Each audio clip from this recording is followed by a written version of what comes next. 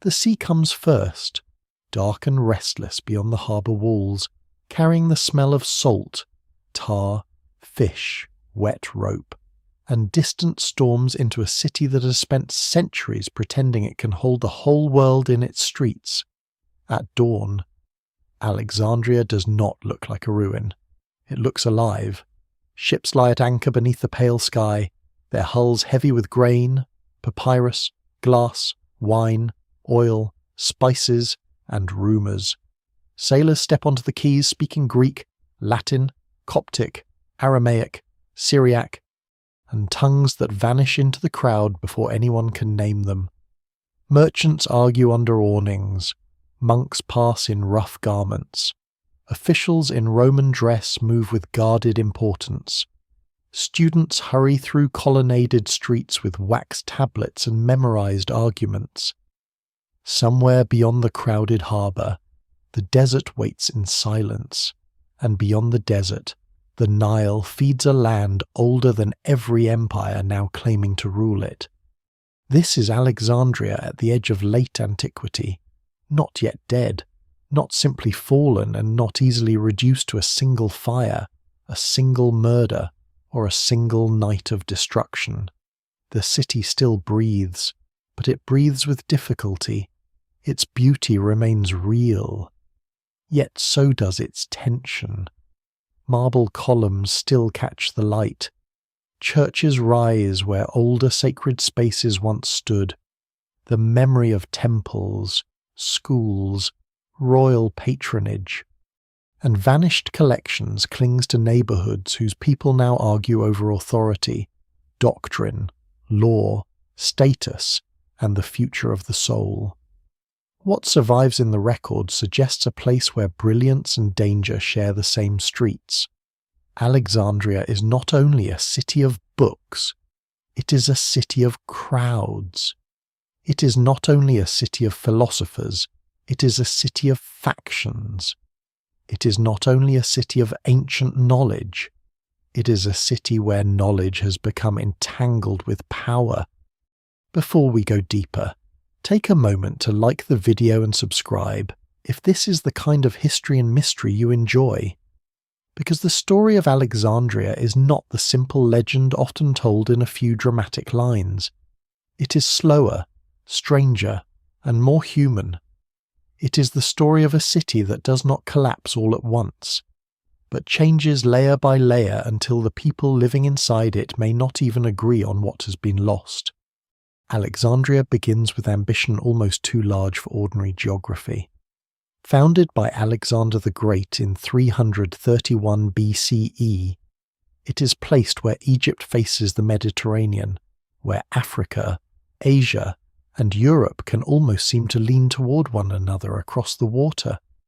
The location is practical, but it is also symbolic. To the south lies the Nile, the long green artery of Egypt. To the north lies the sea, opening toward Greece, Rome, the Levant, and every restless network of ships that crosses the ancient world.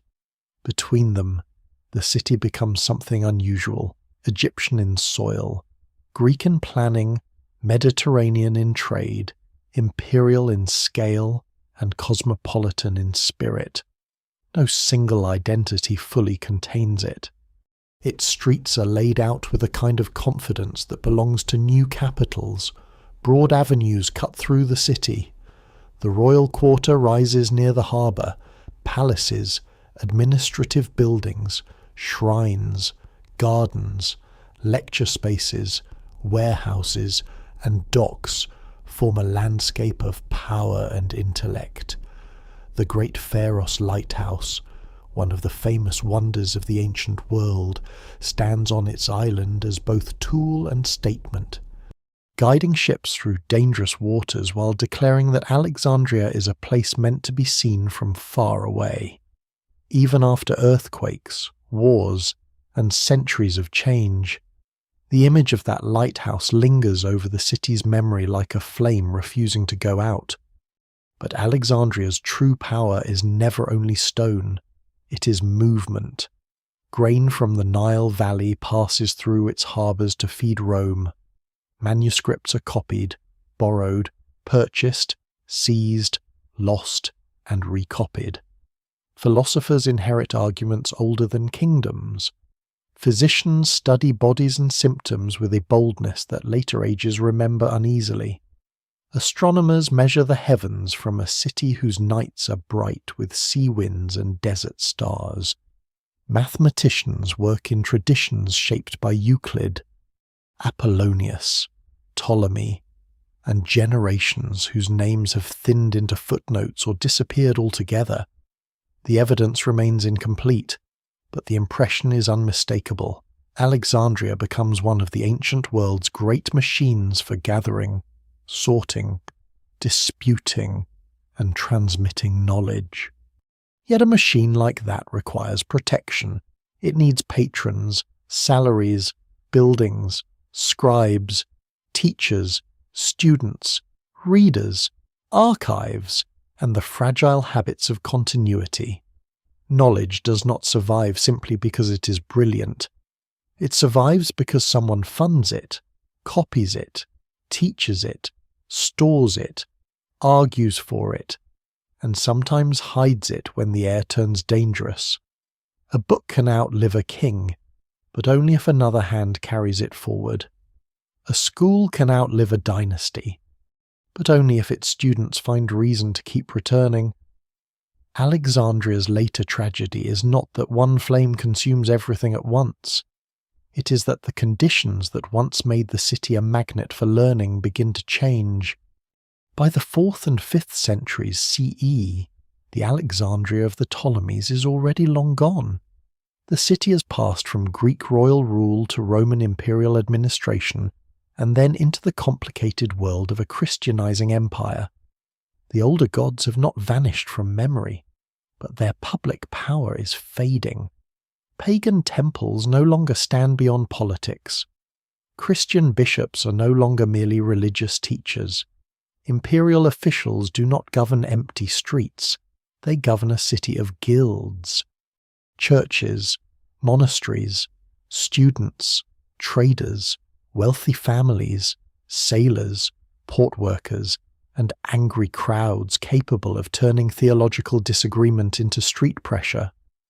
Scholars still debate how to measure the balance of religion, politics, class, and local rivalry in these conflicts, but no single explanation fully accounts for the atmosphere that takes shape. Alexandria is famous for learning, but it is also famous for unrest. This is easy to forget when the city is imagined only through libraries and philosophers. Ancient cities are not quiet museums. They are loud, cramped, unequal, and intensely physical. Bread prices matter. Patronage matters. Processions matter. Rumours move faster than official orders. A sermon can become a political signal. A public insult can become a crisis. A dispute between powerful men can draw in people who have never met them. In Alexandria, the crowd is not background noise. It is one of the forces that makes history happen. This matters because the figure who will later come to symbolize the city's shattered intellectual world does not live in a vanished golden age. Hypatia lives in a city already transformed. She belongs to an elite philosophical and mathematical tradition with deep roots. But she teaches under conditions very different from those that supported Alexandria's ancient royal scholarship. She's not standing beside the burning shelves of the legendary Great Library. She is moving through a late Roman city where older learning still survives, but where its public place is less secure, more dependent on personal networks, aristocratic support, and careful navigation of power. Her world is not a simple battlefield between knowledge and ignorance. It is a city where knowledge itself has become part of the struggle over authority. That is why Alexandria's fall, if the word fall is used at all, must be understood as a long transformation rather than a sudden collapse. The royal library associated with the Ptolemies may have suffered losses centuries earlier, perhaps during the fighting around Julius Caesar in 48 BCE, though the exact scale remains debated. Other collections, including those linked to the Serapeum, endure in some form until a later age. The Serapeum itself is destroyed in 391 CE.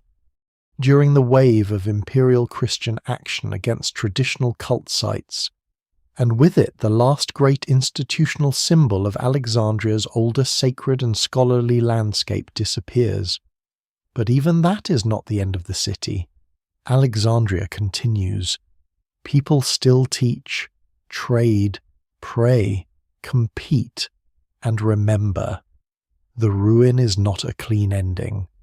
It is a rearrangement of what can still be preserved, and who has the authority to preserve it. In the streets below the bright facades, one can imagine the layers pressing against one another. Greek philosophical vocabulary survives beside Christian theological argument. Egyptian sacred geography lies beneath Roman law. The old prestige of classical education still opens doors among elites, while the rising power of bishops reshapes the language of public legitimacy. The city's memory is crowded with the dead, but its living inhabitants are not merely mourning the past. They are fighting over the present. That tension gives the story its gravity. Alexandria is not a corpse waiting to be discovered. It is a living organism changing under pressure. And so the opening image must remain double. There is the Alexandria of legend, the city of the lighthouse, the library, the scholars, the scrolls, the geometry of the heavens, and the dream that human knowledge might be gathered into one place.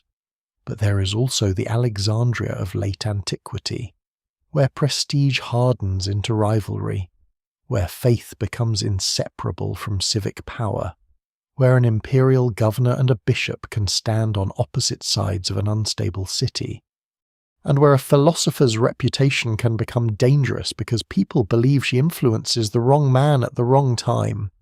Between these two, Alexandrius, Hypatia walks. She's not yet the martyr of later imagination. She's not yet the symbol painted by centuries that need her death to mean something larger than one terrible act of urban violence.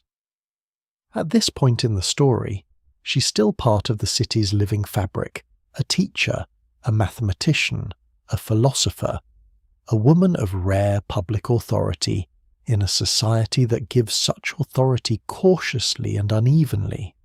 Around her, the old city glitters and cracks. The harbour fills with ships. The desert keeps its silence.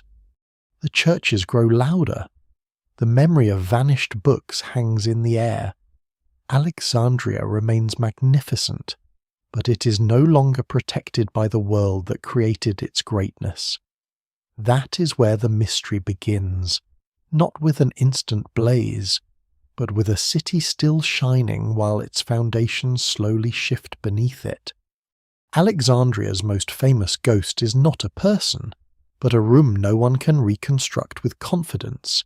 It is the library, usually imagined as a vast hall of shelves and scrolls, a palace of universal knowledge, where the collected memory of the ancient world waits in ordered silence.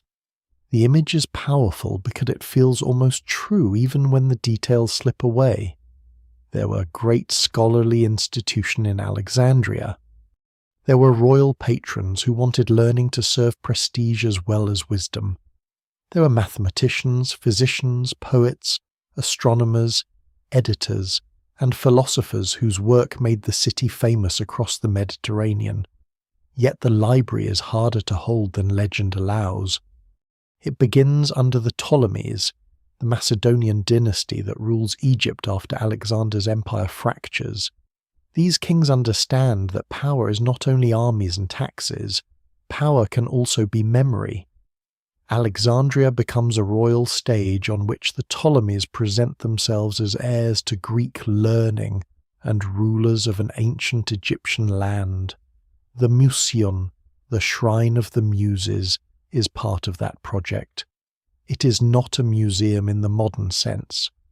It is closer to a research institute tied to royal patronage, where scholars can be supported, housed, fed, and given access to texts. Around this institution grows the library, though the line between museon and library is not always neat. Ancient sources preserve numbers of scrolls that seem immense, sometimes hundreds of thousands, but scholars still debate how literally to take them. A book in that world may mean a scroll, a roll containing part of a work, or a copy counted in ways that do not match modern volumes. Still, even if the numbers are inflated by pride or later imagination, the ambition is unmistakable. Alexandria wants to gather texts from everywhere the Ptolemaic state can reach. Knowledge is collected as tribute, traded as treasure, and edited as if order itself can be imposed upon inherited words. One lesser-known detail is how physical this scholarship is. The ancient book is not a clean-printed object. It is a roll of papyrus, vulnerable to damp, insects, rough handling, smoke, and simple time. Copies contain mistakes, lines slip, scribes misunderstand difficult words. A poem copied in one city may differ from the same poem copied in another. Alexandrian scholars compare versions, mark doubtful lines, classify authors, preserve variant readings, and try to decide what Homer, tragedy, mathematics, medicine, or astronomy should look like in its most authoritative form. The library is not only a warehouse, it is an engine of selection. That selection gives Alexandria a lasting authority. Euclid's geometry is associated with the city's early scholarly world, Eratosthenes, who estimates the circumference of the earth with striking accuracy, serves as chief librarian according to later tradition. Callimachus is linked with cataloguing, and Aristarchus with Homeric scholarship. Later, Claudius Ptolemy composes astronomical and geographical works in Alexandria or its intellectual orbit. Not all of this belongs directly inside one library building, and the evidence remains incomplete, but together it creates the city's long shadow Alexandria as the place where the ancient world tries to know itself. But the shadow is longer than the institution. By the time late antique Alexandria appears, the old royal structure has already been gone for centuries. Rome annexes Egypt in 30 BCE after the defeat of Cleopatra and Mark Antony, and the Ptolemaic court disappears. A research institute built around Hellenistic royal patronage cannot remain unchanged when the monarchy that nourished it is gone. Roman emperors may value Alexandria, and scholars continue to work there. But the deep conditions have shifted. What survives in the record suggests not one clear destruction, but a gradual thinning interrupted by crises. The most famous early blow is linked to Julius Caesar's campaign in Alexandria in 48 BCE. During the fighting, fire reaches the harbour area, and ancient writers later connect this disaster with the loss of books. What exactly burns is uncertain. Some accounts suggest warehouses near the docks, perhaps containing books awaiting shipment or copying. Others imply damage to the library itself. Modern scholarship remains cautious, because the sources are uneven, late, and sometimes contradictory. The Caesar fire may have destroyed many scrolls, possibly a great number, but it does not neatly explain the end of Alexandrian learning. Scholars still use Alexandria afterward. The city does not go silent. If there is a wound, it is not instantly fatal. Later pressures are harder to dramatize than ablaze civil wars, imperial instability, riots, changing patronage, and shifts in educational life. The 3rd century is especially turbulent, and Alexandria suffers during conflicts involving emperors and rival powers. If the original library or its remnants still survive in the old royal quarter, the danger is obvious. Yet the evidence gives no clean final scene. There is no surviving inventory, no librarian's last report, no ashlayer that can carry the entire story. Instead, there is absence, one of history's most persuasive but most treacherous witnesses. This is where the Serapeum enters the story. On the city's high ground stands the great temple of Serapis, a god shaped by the meeting of Greek and Egyptian religious imagination under the Ptolemies. It is also associated with a daughter library, a secondary collection linked in later accounts to the older tradition of royal book gathering. Whether this collection truly contains the surviving heart of the ancient library, or a smaller but still important body of texts, remains debated. By the late 4th century, the Serapeum represents an older sacred landscape, civic prestige, and a form of learned identity rooted in the pre-Christian city. In 391 CE, that symbol falls under Bishop Theophilus, and within the wider context of imperial action against traditional cults, the Serapeum is destroyed after a confrontation between pagan defenders and Christian forces. Sacred space is redefined, and the old temple ceases to function. If the daughter library still exists there, this is where its institutional story ends. But this is still not the death of Hypatia, and it is not the burning of the great library in the popular sense. It is another layer in the city's transformation, another door closing before the final scenes of her life begin. The popular story compresses centuries into one image. Someone sets fire to a single library, and the ancient world goes dark. The real story is more unsettling. Knowledge is lost when budgets disappear, when schools lose patrons, when copying slows, when languages change, when wars disrupt trade, when communities decide that certain books no longer matter, or when institutions become too fragile to survive the next shock. Alexandria's vanished books are not merely victims of flame. They are victims of time, policy, neglect, rivalry, and changing worlds. By the time Hypatia's Alexandria emerges fully into view, the library is already a memory with fragments and legends attached to it. The Serapeum has fallen. The old Mausion is no longer heard of as the dominant centre of scholarship. Christian schools and church authorities hold increasing public weight. Yet the habits of mathematics, astronomy, commentary, and philosophical teaching have not vanished. They move through smaller circles, through private instruction, through elite households, through teachers whose authority depends less on royal patronage than on reputation. Alexandria therefore stands under two shadows at once. One is the shadow of what it once gathered: scrolls, catalogues, instruments, measurements, arguments, and dreams of order. The other is the shadow of how such things disappear not as a clean apocalypse, but as a slow retreat from certainty into rumour. A library can die before people stop speaking its name, and somewhere within that haunted city, a woman raised in the mathematical traditions of Alexandria is beginning to inherit a legacy already surrounded by loss. The shadow of the library stretches across Alexandria, but the city's fate is not decided by books alone.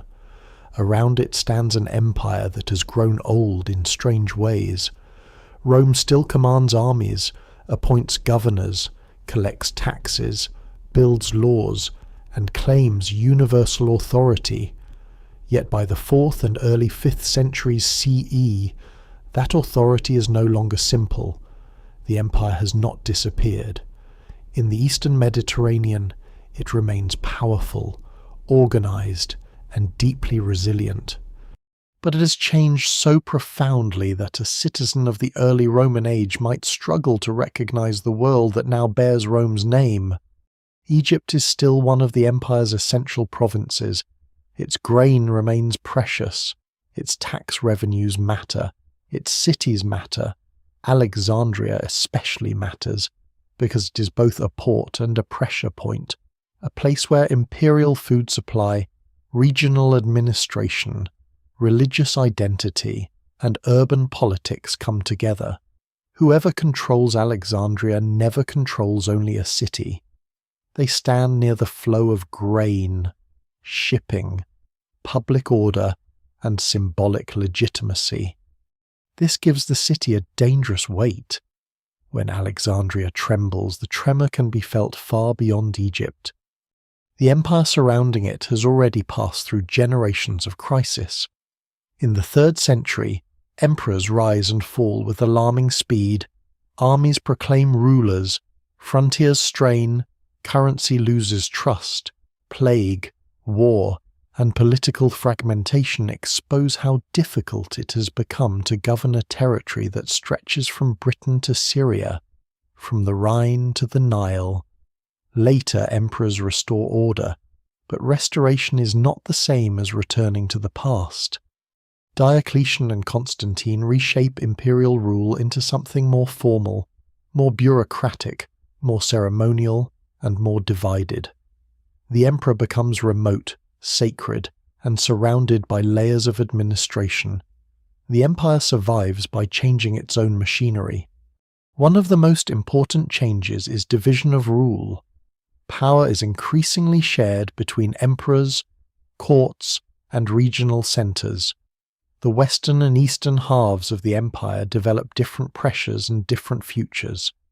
In the west, military and political instability becomes severe enough that by the late 5th century imperial rule in Italy itself will collapse.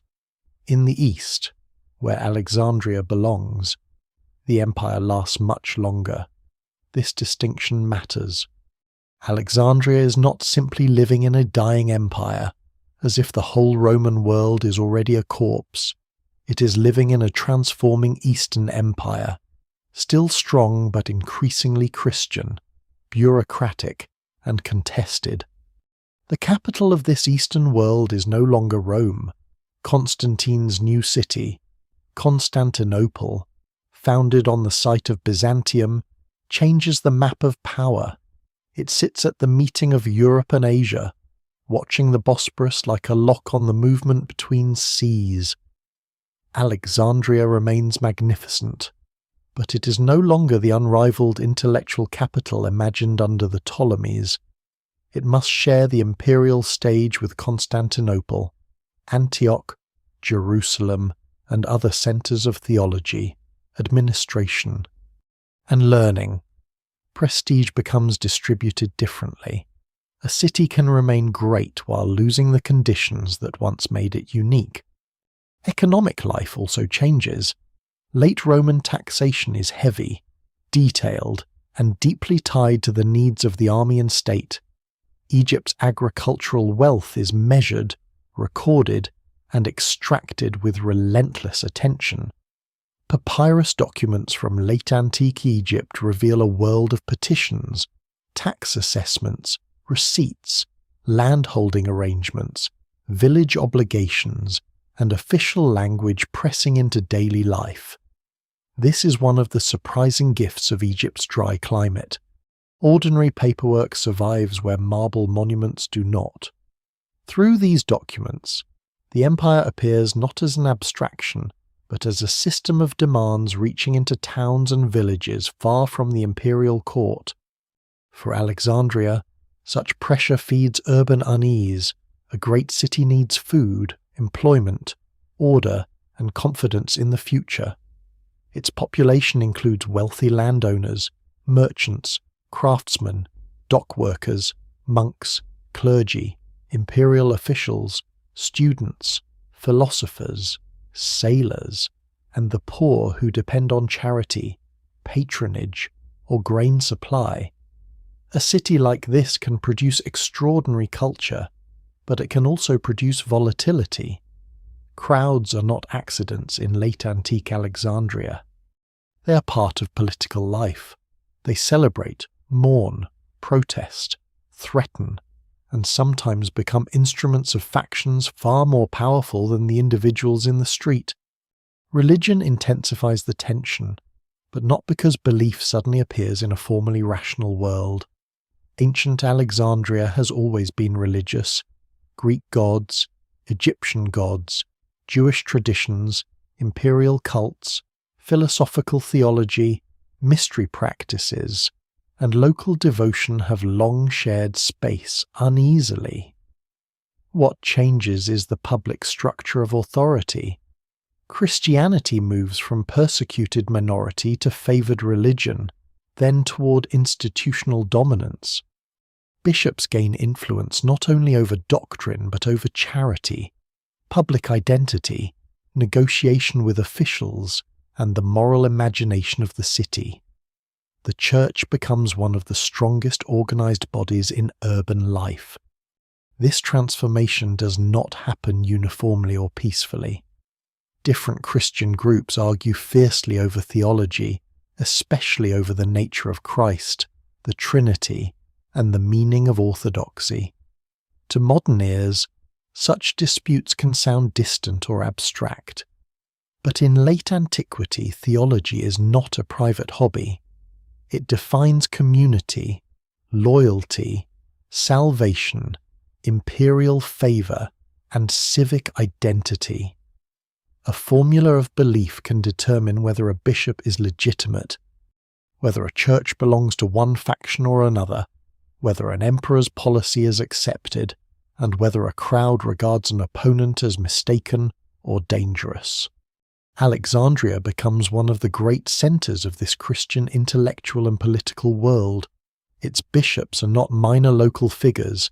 They compete with other major sees, especially Constantinople and Antioch, and they command networks of clergy, monks, supporters, and influence.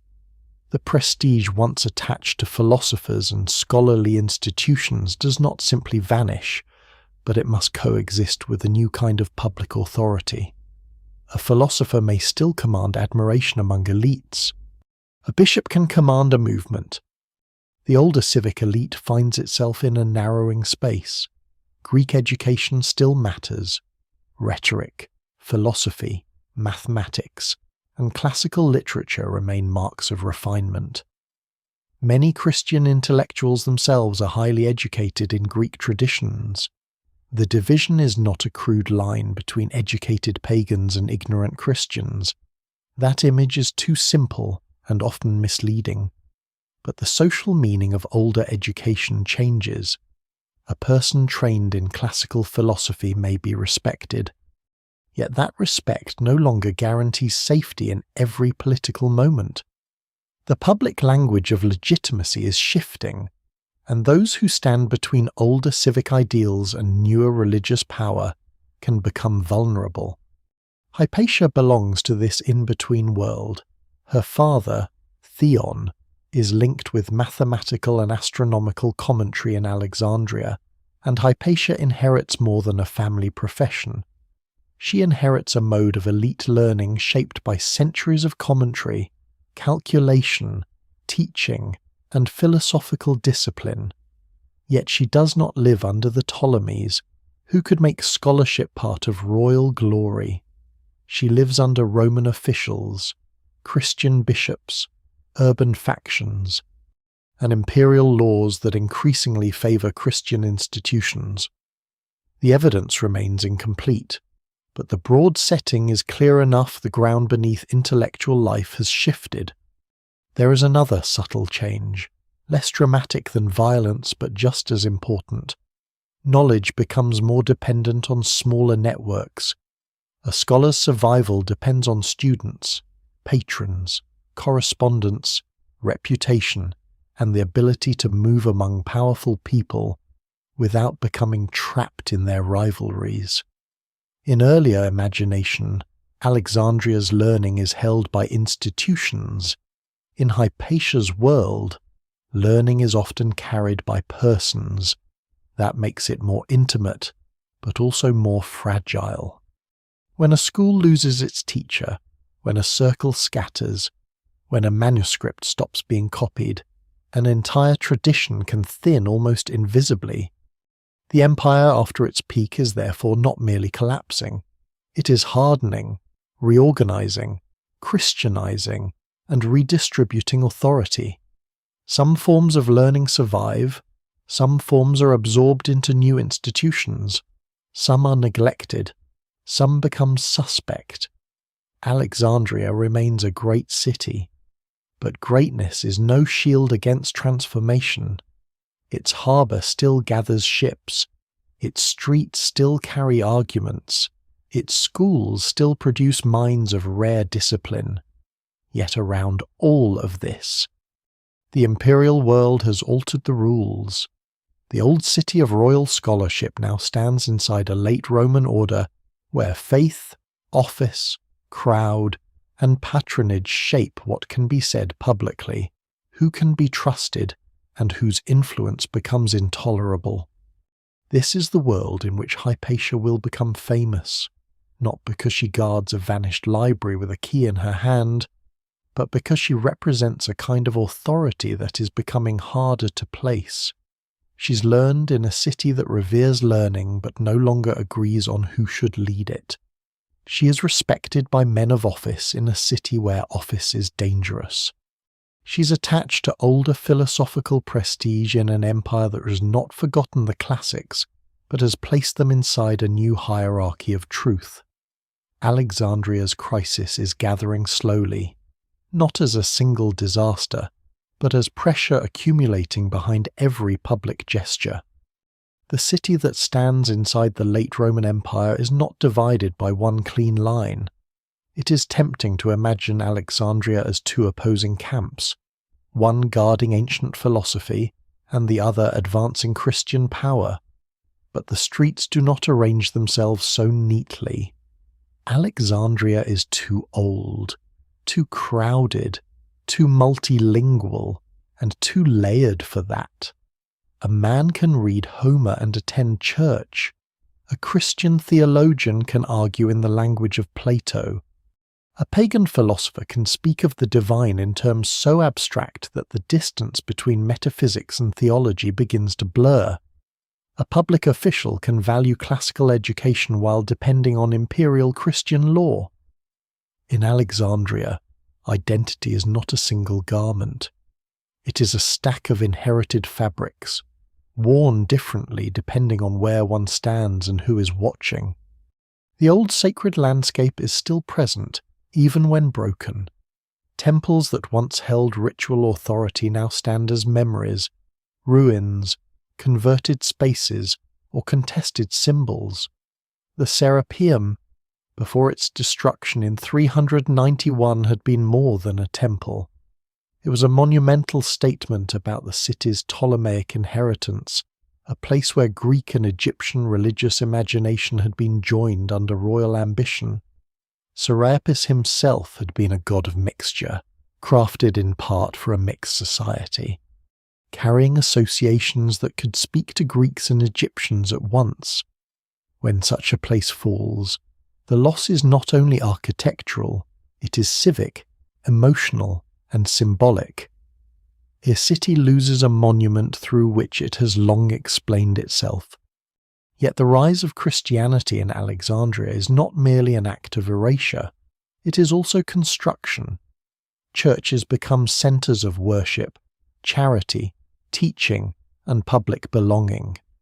Bishops organise communities, negotiate with officials, and defend doctrine with an intensity that comes from believing truth is not decorative but necessary for salvation. Clergy form networks of influence. Monks from the Egyptian desert, whose renunciation gives them moral authority in the eyes of many believers, can appear in the city as unsettling reminders that holiness does not always respect civic manners. The desert and the street begin to speak to each other, and the conversation is not always calm. Alexandria's Christian population is itself diverse and argumentative. The city does not become unified simply because Christianity gains power. Disputes over doctrine can split communities with remarkable force. Theological language becomes precise, technical, and deeply emotional. Words about Christ's nature, divine unity, incarnation, and salvation become markers of loyalty. To outsiders, these arguments can seem impossibly subtle, but to those inside the world of late antique Christianity, they concern the structure of reality itself. A wrong formula is not merely an intellectual mistake. It can appear as a wound in the truth that holds the community together. This is one reason Alexandria becomes so volatile. Theology, civic pride, and public authority converge. The Bishop of Alexandria does not speak only as a private religious leader. He stands at the head of a powerful urban institution with roots in neighborhoods, churches, charitable systems, and networks beyond the city. His words can shape crowds. His alliances can alter political balances. His enemies can become enemies not only of a man, but of a moral order. Scholars still debate the exact mechanisms by which episcopal authority translated into street power, but the broad pattern is clear. Religious leadership in Alexandria had become civic leadership by another name. On the other side of the civic order stands the imperial administration. Governors represent Roman law, taxation, public order, and the distant emperor. Their authority is formal, but formality does not guarantee obedience in a city like Alexandria. A governor may possess legal power, guards, documents, and titles, yet still find himself surrounded by local forces he cannot easily command. The old Roman ideal imagines the city governed through institutions, councils, magistrates, an imperial hierarchy. Late antique Alexandria often reveals something more precarious: formal authority trying to control a public world animated by religious loyalty, rumour, and collective emotion. Between bishop and governor, between church and imperial office, between old elite prestige and new religious legitimacy, lie the schools. Education in Alexandria still carries weight. Grammar, rhetoric, mathematics, astronomy, and philosophy shape the minds of those who wish to belong to the upper world of administration, letters, and refined public life. A teacher with a famous reputation can attract students from elite families and distant provinces. Such teaching does not simply pass information from one mind to another. It creates relationships. Students carry loyalty to a teacher into their adult lives, into offices, bishoprics, governorships, and courts. A classroom can become a network of influence. Philosophy in this setting is not a hobby hidden from public life. Especially in the Neoplatonic tradition, it offers a disciplined ascent of the soul, a hierarchy of reality, a vision of order behind the visible world. It trains the mind to move from mathematics to metaphysics, from the measured heavens to the invisible principles beyond them. This can coexist with forms of religious devotion, and in some cases it can be translated into Christian frameworks. But it can also appear suspicious when attached to older rites, elite exclusivity, or figures outside church control. The evidence remains incomplete, and it would be misleading to imagine every philosopher as persecuted or every bishop as hostile to learning. Still, philosophical authority independent of the church could become politically awkward in a city where moral authority was being reorganized. The crowds of Alexandria add another layer. Ancient urban crowds are not random mobs appearing from nowhere. They are formed by neighborhoods, occupations, religious communities, patronage networks, ethnic memories, and habits of public action. Alexandria had a long reputation for fierce civic turbulence. Satire, insult, procession, acclamation, and riot belonged to the repertoire of urban politics. People gathered in streets not only because they were angry, but because public gathering was one way a city made its will visible. The crowd could cheer an official, humiliate an enemy, defend a church, threaten a rival community, or become the blunt instrument of someone else's strategy. This does not mean every act of violence is centrally planned, and historians must be careful with the surviving sources. Late antique writers often describe crowds through moral judgment, theological hostility, or political resentment. One author's righteous defenders can become another author's fanatics. One account's holy zeal can become another's lawless brutality. What survives in the record suggests real conflict, but the motives behind that conflict often reach us through hostile filters. Alexandria's history must therefore be told with a double vision, seeing the danger clearly, while resisting the urge to turn complex human groups into symbols too quickly. Jewish communities also form part of Alexandria's long urban story.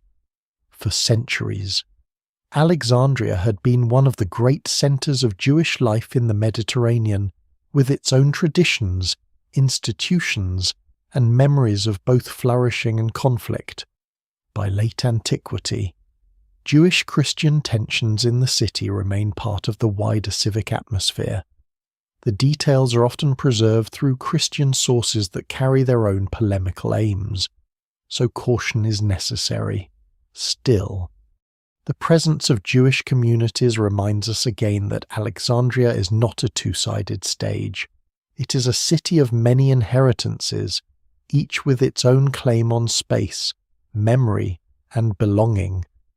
In this environment, a public reputation can become dangerous because it travels beyond the person who possesses it. Influence is not always measured by office. A teacher may have no soldiers and no episcopal throne. Yet if important men listen to her, if former students trust her judgment, if citizens believe she advises power, her presence becomes political whether she seeks that role or not. Alexandria is full of such invisible threads, patron to client, bishop to monk, teacher to student, governor to court, congregation to street. When tension rises, those threads tighten. The city of competing faiths is therefore not a simple tale of darkness overtaking light. It is a city in which many people believe they are defending truth, order, dignity, and the future. That is what makes the conflict so dangerous. A struggle over buildings can become a struggle over memory. A struggle over doctrine can become a struggle over civic authority. A struggle between officials can draw in schools, churches, and crowds. Alexandria's streets hold all of this at once. The echo of hymns, the memory of sacrifices, the discipline of geometry, the pressure of imperial law, the authority of bishops, the pride of old families, and the unpredictable force of public rumour. The city still shines, but its brightness no longer means harmony. Its old genius for mixture has become a source of friction. The same crossroads that once allowed Alexandria to gather the world now allow every conflict to meet every other conflict. Philosophy and theology no longer remain safely in lecture halls and churches. They spill into status, policy, allegiance, and fear. By the time Hypatia becomes visible in the surviving record, she is stepping into a city where thought itself has weight, where reputation can be mistaken for conspiracy, and where the ancient habit of argument has entered an age less willing to let argument remain merely intellectual. Hypatia enters history not through a book of her own, not through an inscription cut proudly into stone, and not through a library catalogue preserving her works in neat order, but through fragments left by others. This is already fitting for Alexandria in her time. The city that once claimed to gather knowledge into vast collections now gives one of its most famous intellectuals to the future, in scattered pieces a church historian's account, letters from a devoted student. Later philosophical memory, hostile and admiring traditions, and brief notices that say enough to make her unforgettable, but not enough to make her fully known. She is vivid and elusive at the same time. She's born sometime in the later 4th century, though the exact date remains debated. Some scholars place her birth around the middle of the century, others later. The uncertainty matters because it affects how one imagines her at the time of her death in 415 CE, whether as an elderly philosopher of long-established authority, or as a mature but not aged teacher still active in public life. The evidence remains incomplete, and later writers sometimes shape her image for their own purposes. Yet whatever her exact age, the surviving record agrees on the essential point by the early 5th century. Hypatia is one of the most respected intellectual figures in Alexandria. Her father is Theon of Alexandria, a mathematician and astronomer associated with commentaries on Euclid and Ptolemy. Through him, Hypatia belongs to a learned tradition that is both technical and ancient. This is not vague wisdom, not mystical decoration, and not merely elegant speech. It is work done through diagrams, proofs, tables, astronomical models, textual correction, and long discipline. In this tradition, knowledge is inherited by careful handling. A student does not simply admire Euclid or Ptolemy from a distance. A student reads, copies, corrects, explains, and teaches them, moving through layers of commentary built by earlier minds. Hypatia grows inside this world of patient intellectual labour. A lesser-known detail gives the image sharper edges. Some scholars have suggested that Hypatia may have helped prepare or edit parts of Theon's mathematical and astronomical commentaries, perhaps including work connected with Ptolemy's Almagest. This cannot be stated too strongly, because the evidence is narrow and debated, but it hints at a form of scholarship often hidden behind names on manuscripts. Ancient intellectual work is frequently collaborative within households, schools, and circles of students.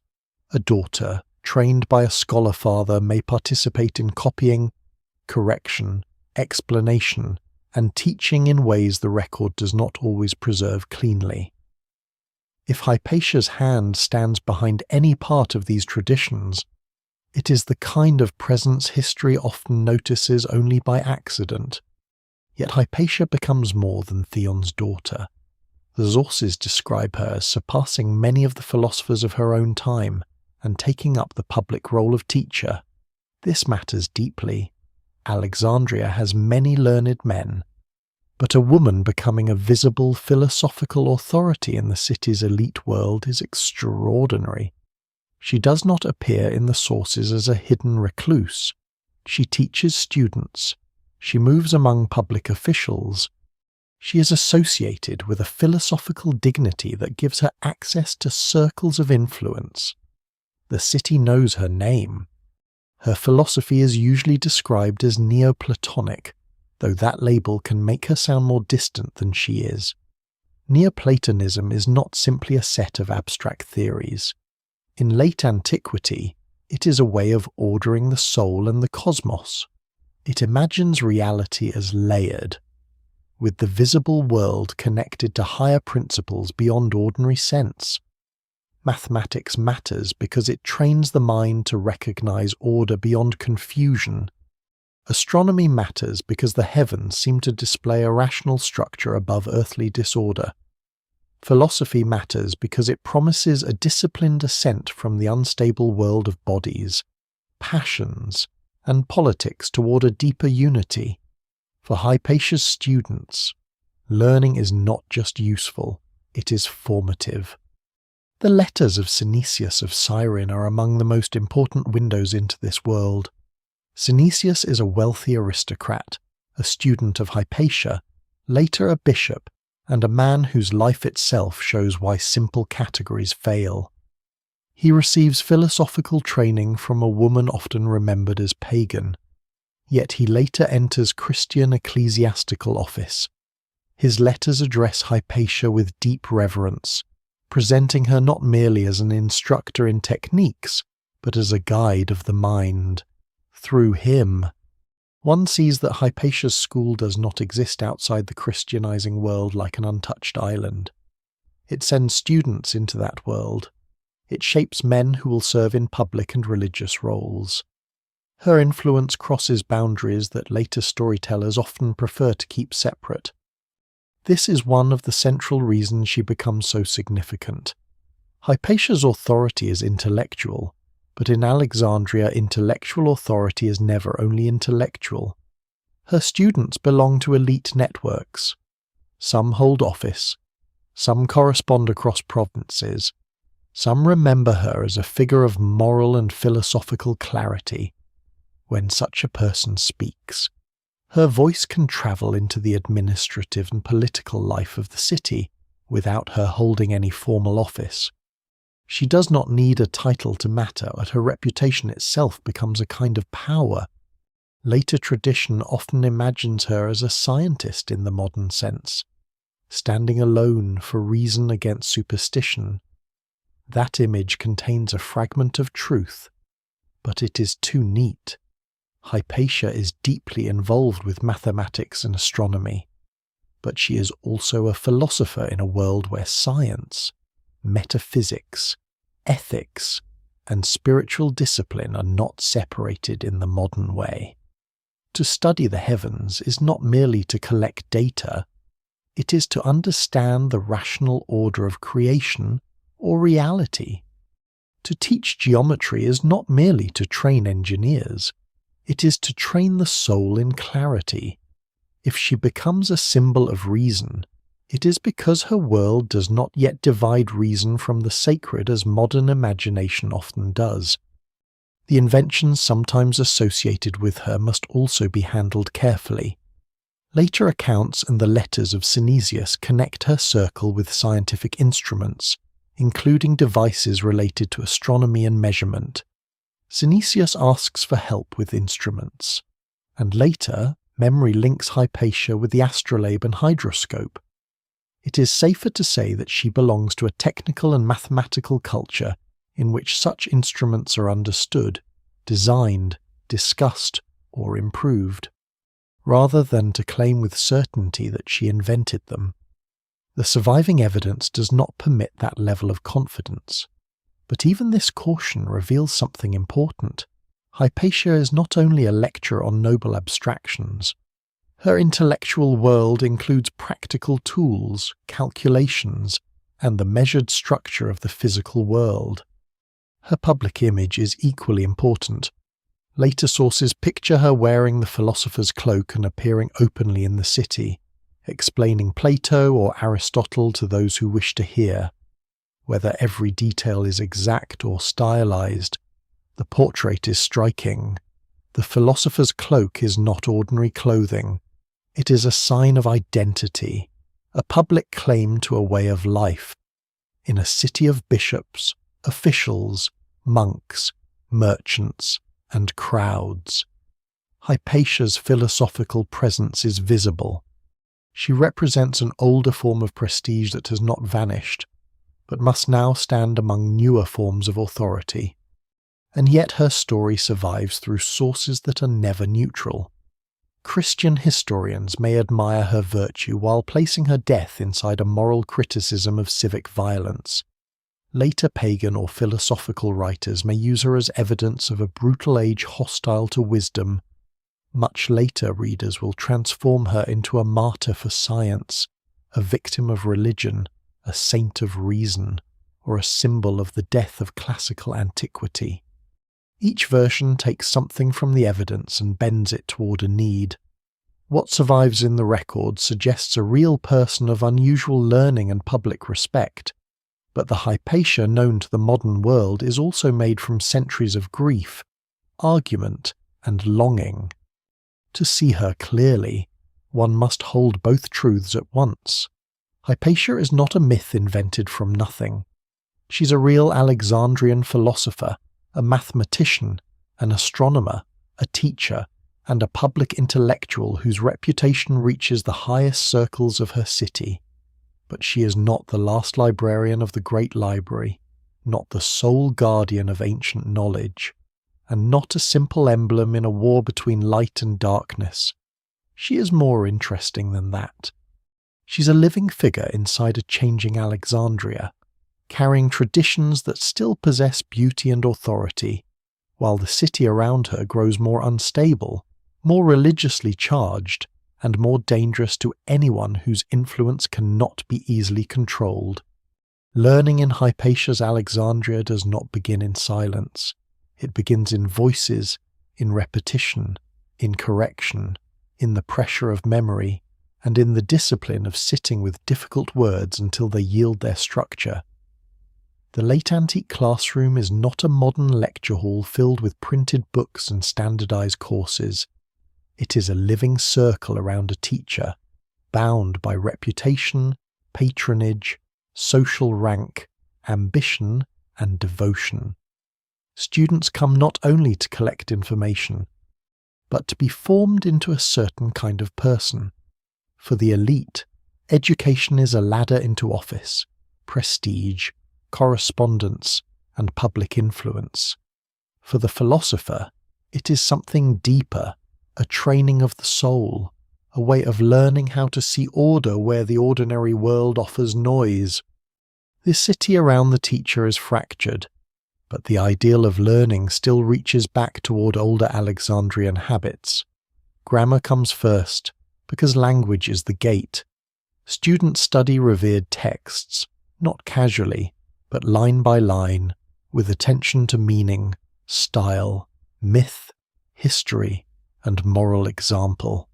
Rhetoric follows, the art of arranging speech so that it can persuade judges, officials, patrons, and assemblies.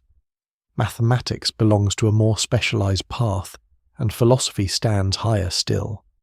Promising the ability to reason about reality itself, this system is old, but in late antiquity it survives inside a changing civic world, one in which Christian sermons, biblical exegesis, imperial law, and classical paideia all compete to shape the educated mind.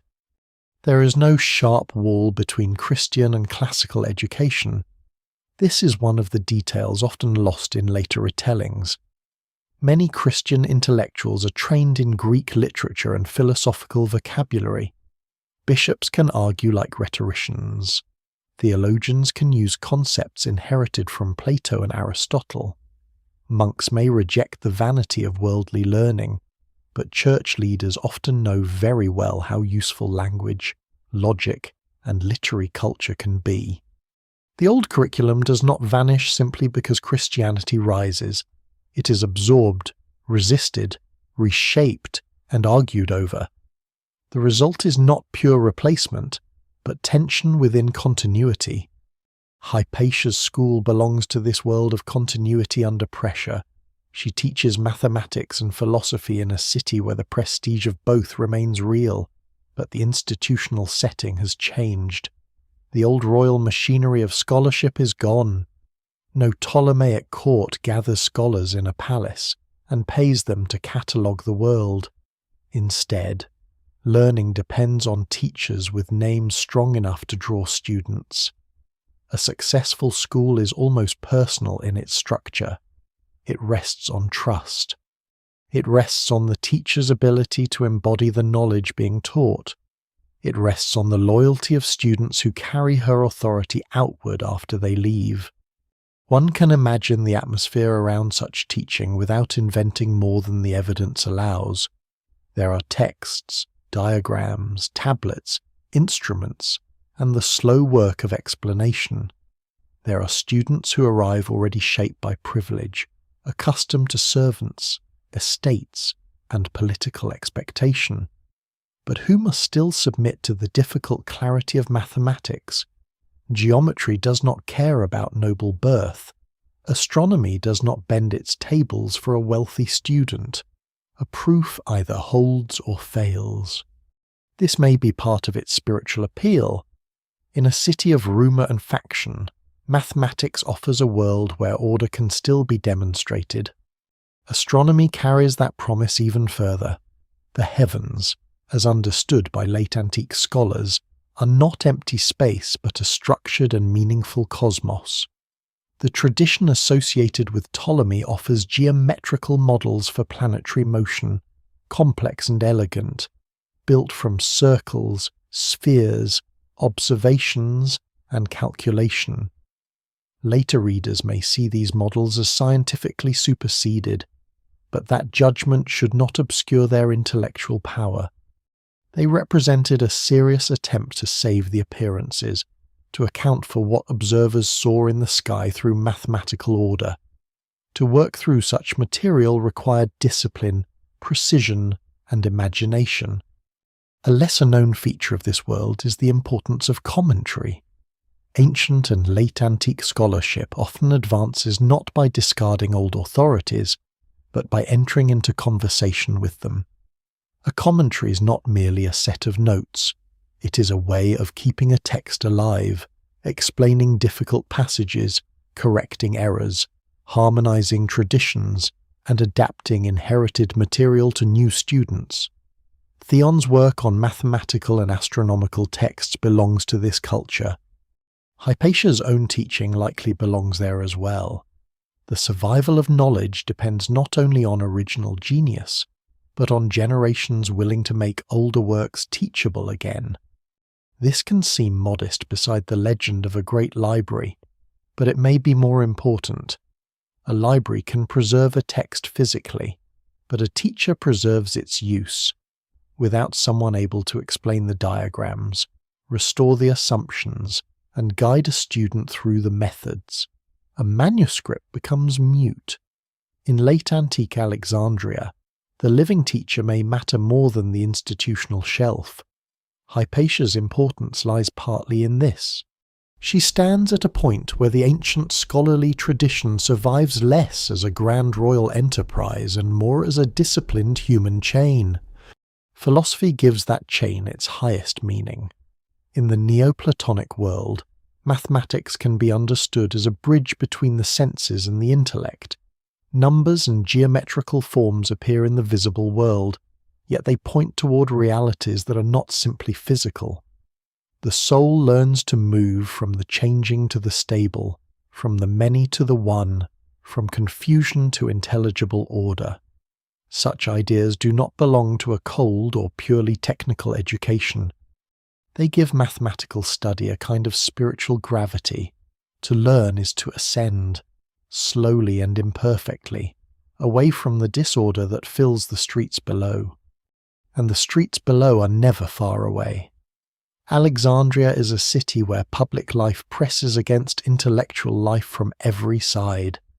Students do not remain students forever. They become officials, landowners, bishops, envoys, and men with access to power. Their philosophical training shapes how they write letters, how they imagine virtue, how they advise rulers, and how they understand duty. Synesius, Hypatia's student who later becomes a bishop, shows this overlap clearly. He does not leave philosophy behind as if it were a youthful decoration. His letters suggest a continuing reverence for Hypatia and for the intellectual formation he received from her. His life makes nonsense of a simple war between classical learning and Christianity. Still, not all forms of learning carry the same safety. In a Christianizing empire, pagan philosophical identity can be complicated. Hypatia's school seems to have attracted students across religious boundaries, and there is no good reason to imagine it as a secret anti-Christian cell. That would be too dramatic and too thinly supported. Yet philosophical authority outside ecclesiastical control could become vulnerable when politics turned hostile. The danger is not that every Christian hated mathematics, or that every philosopher opposed Christianity. The danger lies in public perception. In a tense city, reputation can be translated into suspicion. Education also carries social exclusivity. The world of advanced philosophy is not open to everyone in the same way. It requires time, wealth, literacy, connections, and a teacher's acceptance. This gives it prestige, but also distance from the broader crowd. Hypatia may be admired by elites, but admiration among elites can look like arrogance to enemies. A circle of students can look like a faction. Private counsel can look like manipulation. The very qualities that make a philosopher respected among the educated can make her vulnerable in a city where power is increasingly measured through mass religious belonging. What survives in the record suggests that Hypatia's authority is moral as much as intellectual. She's remembered not only for knowledge, but for self-command, dignity, and a public manner associated with the philosophical life. Later descriptions may idealize her, but idealization often attaches itself to something real. She appears as a person whose learning gives her presence, whose presence gives her influence, and whose influence becomes impossible to separate from the city's political tensions. Her classroom is not a shelter from history. It is one of the places where history quietly gathers force. This is the paradox of learning in a fractured world. It seeks timeless order, yet it depends on fragile conditions. It speaks of the soul rising beyond conflict, yet its teachers live among officials, bishops, patrons, and crowds. It preserves texts from earlier centuries, yet it must persuade the present that such preservation still matters. Hypatia's Alexandria still knows the value of mathematics, astronomy, and philosophy, but it no longer offers them the same civic certainty they once enjoyed. The old paths remain open, but they narrow, and as they narrow, the figure walking them becomes more visible. The books disappear before anyone can gather them into a single tragedy. That is the hardest part to accept, because the mind wants a scene, a torch in the dark, shelves catching flame, scholars screaming as centuries turn to ash. A scene like that is simple enough to remember. It gives loss a shape, and it gives history a villain. But Alexandria's missing books rarely grant that satisfaction. They vanish through fire, yes, but also through damp, insects, war, neglect, changing taste. Political pressure, religious suspicion, poverty, translation, copying errors, and the quiet decision of one generation not to reproduce what the previous generation valued. The destruction of knowledge is sometimes loud. More often, it is material and slow. A papyrus roll is not immortal. It is made from a plant that grows along the Nile, sliced, pressed, dried, polished, written on, rolled, unrolled, handled by fingers, stored in jars or chests or shelves, and exposed to every weakness of the physical world. In Egypt's dry sands, papyrus can survive for astonishing lengths of time, but Alexandria is not a desert tomb. It is a damp coastal city facing salt air, storms, harbour smoke, and human traffic. Scrolls in constant use wear out. Scrolls in poor storage decay. Scrolls no longer read may be neglected. A library is not simply a place where books rest. It is a place where books must be defended against time every day. This makes preservation an active art. To keep a text alive, someone must copy it before the old copy fails. That copying costs labour, material, training, and desire. Desire may be the most fragile of all. A society can preserve a difficult mathematical treatise if enough teachers still need it. It can preserve a poem if readers still love it, quote it, teach it, or consider it essential to culture. But when institutions shrink, when students go elsewhere, when patrons die, when the curriculum changes, or when a text begins to seem useless or dangerous, the chain weakens. The book does not need to be burned, it only needs not to be copied. Alexandria's old scholarly greatness depends on that chain being unusually strong.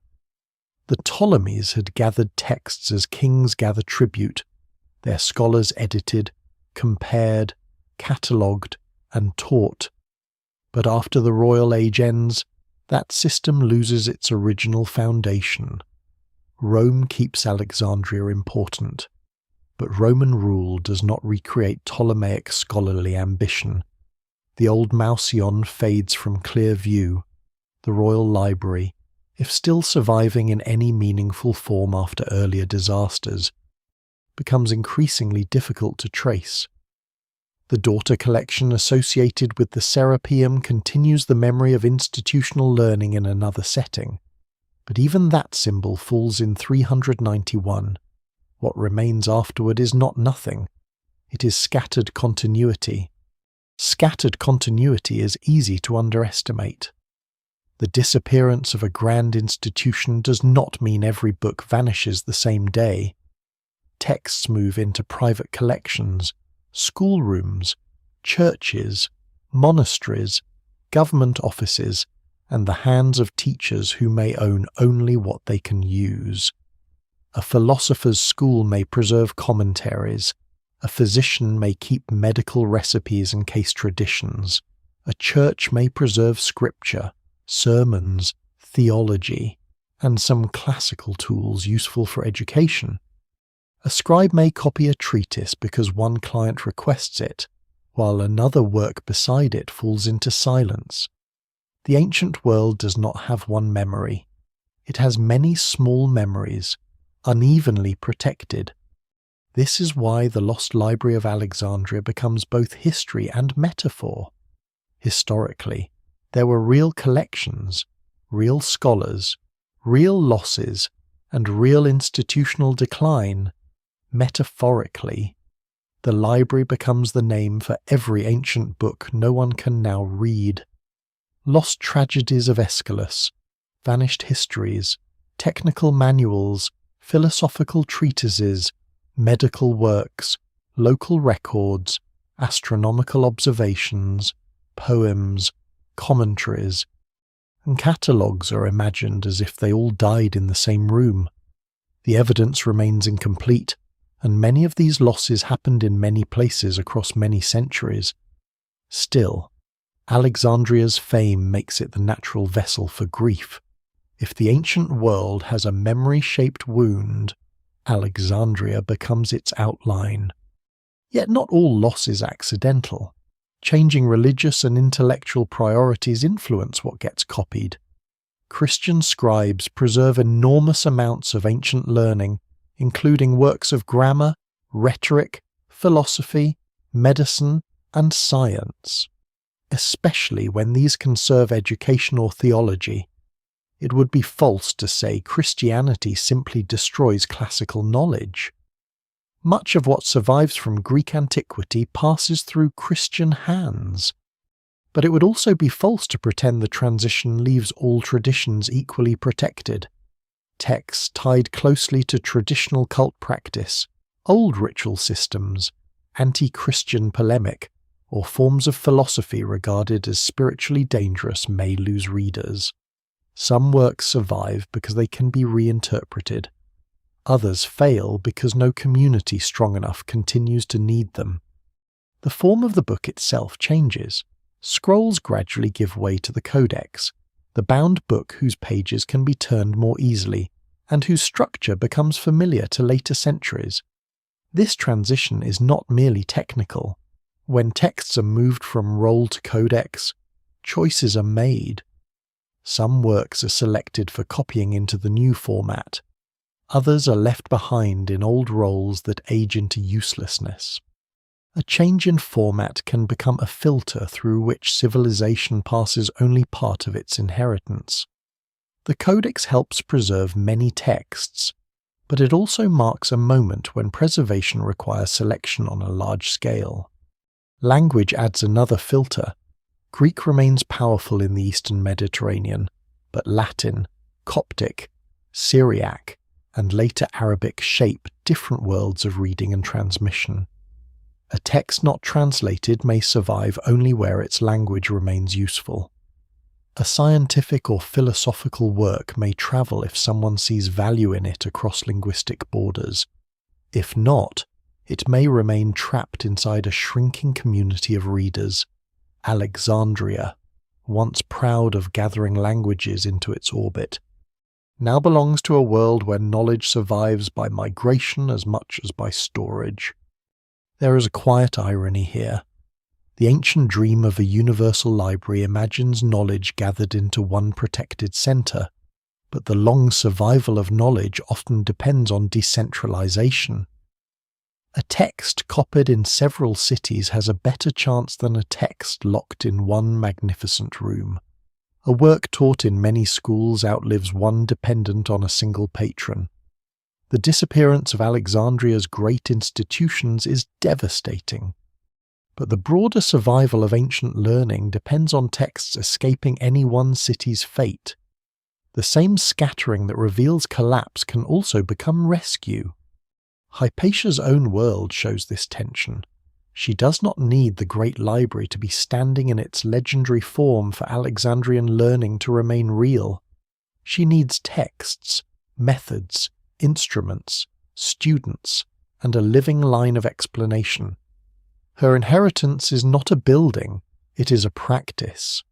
Geometry survives when someone can still demonstrate it. Astronomy survives when someone can still calculate and correct. Philosophy survives when someone still believes that the mind can rise above confusion toward order. But because this inheritance is now carried so personally, it is exposed to the dangers of reputation and politics. The missing books therefore prepare the ground for the human tragedy that follows. They show a city where knowledge no longer feels housed in unshakable institutions. It lives in fragile networks, in selected manuscripts, in private rooms, in letters, in memories, in the esteem students hold for teachers.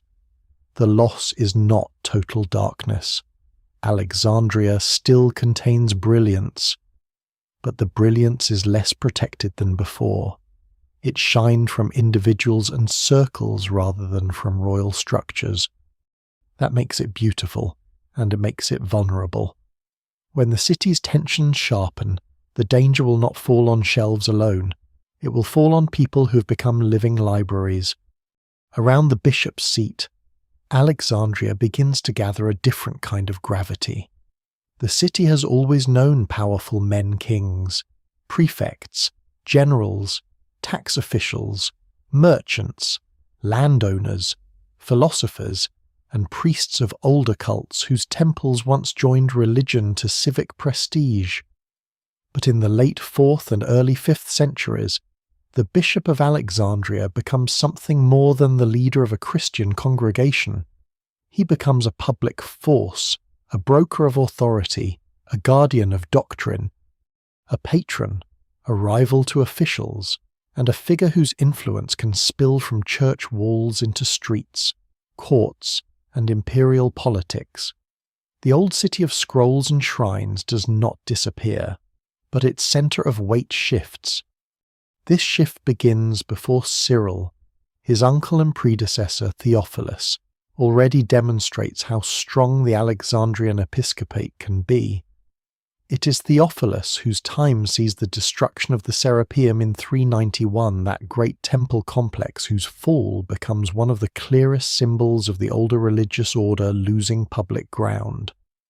The event should not be treated as the burning of the great library beside Hypatia's body. It belongs to an earlier moment, more than 2 decades before her death. Yet it matters profoundly because it shows what the bishop's office can now accomplish. A temple that once stood as a monument of civic and sacred prestige can be broken, its meaning reversed, its space absorbed into a Christian city. Power has learned to speak in architecture. Theophilus also shows that church politics can reach far beyond Alexandria. He becomes involved in disputes with other Christian leaders, including the famous conflicts surrounding John Chrysostom of Constantinople. These are not small theological quarrels in private rooms. They involve bishops, monks, imperial favour, synods, accusations, exile, and the struggle among great sees for prestige. Alexandria's bishop stands within a Mediterranean network of rivalry. He is local and imperial at the same time. He governs souls in one city, but his actions can affect the religious politics of the entire Eastern Empire. When Cyril succeeds Theophilus in 412, he inherits not simply a title, but a machinery of influence. The office comes with clergy, churches, supporters, wealth, habits of command, and a tradition of assertive leadership. Cyril is not entering a quiet spiritual post. He is taking possession of one of the most powerful episcopal seats in the Roman world. He is a theologian of great importance, later remembered as one of the central figures in the Christological controversies of the 5th century. But in the Alexandria of his early episcopate, he is also a civic actor, and that role is impossible to separate from the city's rising tension. The surviving sources do not allow an effortless portrait. Cyril is often remembered through the shadow of Hypatia's death, and that shadow is dark. Yet reducing him to a flat villain would be too simple. His writings reveal a mind deeply invested in doctrine, scripture, and the defense of what he understands as Christian truth. Some scholarship also emphasizes that his surviving corpus includes condemnations or rejections of certain forms of religious violence. Even while the historical record around his episcopate includes events marked by intimidation and bloodshed, the tension is real. Late antique leaders often lived inside contradictions that later ages struggle to categorize. A man could preach order and still preside over a city where his followers acted violently. A bishop could seek doctrinal purity and find himself entangled in the politics of force. Cyril's early conflict with Alexandria's Jewish community reveals the volatility of his position. The details come through sources shaped by Christian polemic and later memory, so they must be handled carefully.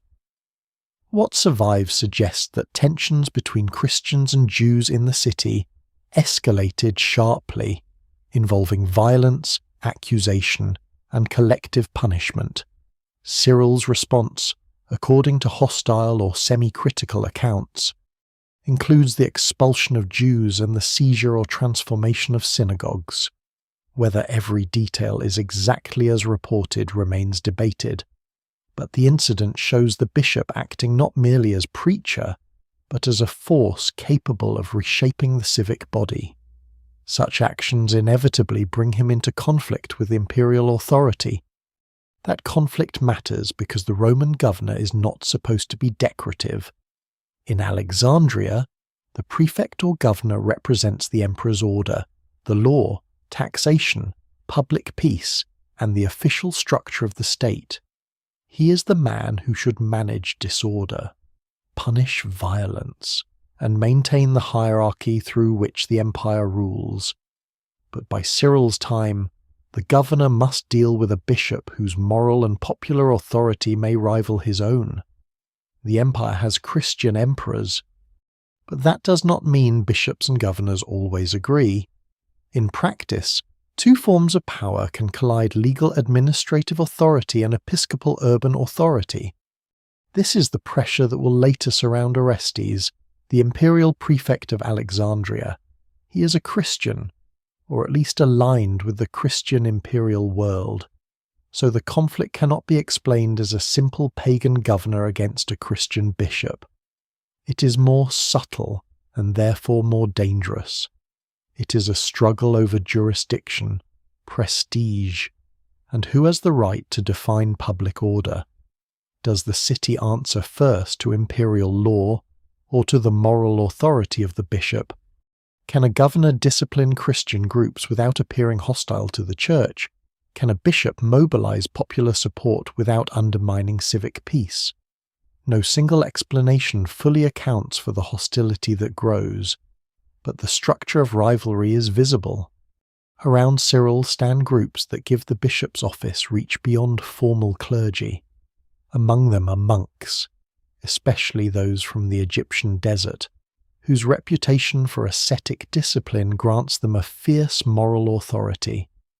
To many Christians, monks embody holiness stripped of luxury and compromise. To city officials, however, bands of zealous monks entering urban politics can be alarming. Their power is not official in the Roman sense, but it is emotionally potent. They can shame, pressure, and inflame. The desert, which once seemed far from the administrative city, becomes a reservoir of religious force. There are also the Parabolani, often described as a kind of brotherhood or corps associated with caring for the sick and burying the dead, especially during dangerous conditions. Their charitable role gives them a place within Christian urban life, but sources also connect them with disorder and intimidation in the conflicts of the period. Their exact organization, numbers, and relationship to episcopal command remain debated. Still, their presence in the record suggests how blurred the line can become between charity, religious service, and street power. A city where organized groups move under sacred legitimacy is not easy for a governor to control. The bishop's power is strengthened by another fact Christian charity reaches where imperial bureaucracy often feels cold or distant. Churches can distribute aid, support the poor, care for the sick, and provide belonging in a crowded urban world. This does not make church power cynical. Many acts of care are sincere and necessary, but charity also creates loyalty. People remember who feeds them, buries their dead, defends their community, and gives their suffering a place in a cosmic story. In a city of inequality, moral authority grows where material aid is visible. Against this background, Hypatia's kind of authority appears increasingly unusual. She has no church network, no crowd bound to her by liturgy, no official office, no army of monks, no charitable institution through which she can command loyalty in the streets. Her power is older, thinner, and more elite teaching, philosophical prestige, personal dignity, and the trust of influential men. In a calmer city, that might be enough to make her honoured and secure. In Cyril's Alexandria, it may make her exposed. Her influence is real, but it is not backed by the same public machinery that now surrounds the bishop's seat. The rise of Cyril's episcopal authority, therefore, does not simply introduce a powerful individual into the story. It changes the shape of the city around Hypatia. Public life becomes a field in which doctrine, office, charity, crowd pressure, and imperial administration struggle to define legitimate power. Alexandria still remembers its philosophers, but it now listens to bishops with a new intensity. The old language of wisdom has not vanished, but another language, urgent and communal, has become dominant. In that charged space, a rumour can become a weapon, and a philosopher with friends in high places can suddenly look less like a teacher than an obstacle. By the time Orestes stands against Cyril in Alexandria, the city has already become too crowded with authority. There is imperial authority, formal and legal, carried by the prefect in the emperor's name. There is episcopal authority, moral and communal, carried by the bishop through churches, clergy, monks, charitable networks, and the language of salvation. There is the old authority of education, still honoured among elites, carried by teachers such as Hypatia through philosophy, mathematics, reputation, and the loyalty of former students, and beneath all of them lies the authority no constitution can fully describe the force of the crowd, the movement of people through streets, churches, theatres, markets, and public squares, where rumour can become action before official power has time to breathe. Orestes is not an outsider to the Christian empire. That detail is essential. The conflict is not a simple duel between pagan Rome and Christian Alexandria, nor between old philosophy and new faith. Orestes serves as the imperial prefect, the emperor's representative in Egypt, and he belongs to the administrative world of a Christianized Roman state. His task is to keep order, protect imperial interests, and ensure that Alexandria remains governable. In theory, this gives him immense power.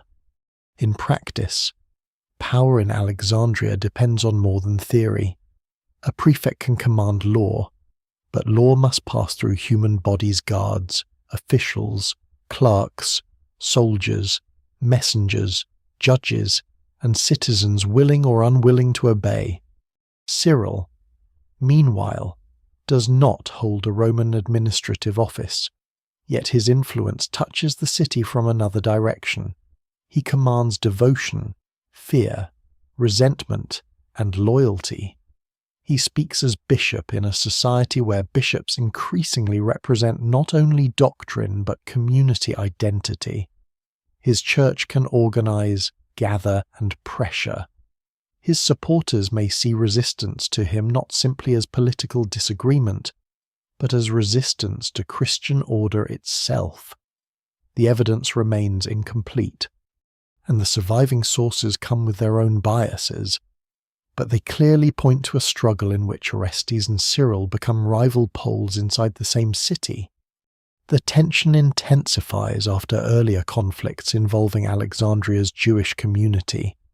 The city's Jewish population has ancient roots, and the relationship between Jews and Christians in Alexandria has often been strained by theological rivalry, civic competition, and memories of earlier unrest.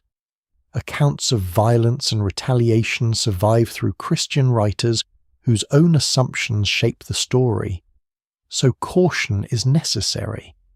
Yet what emerges is a pattern of escalation accusations, public disorder, harsh response, and a bishop acting in ways that an imperial prefect could interpret as exceeding religious authority.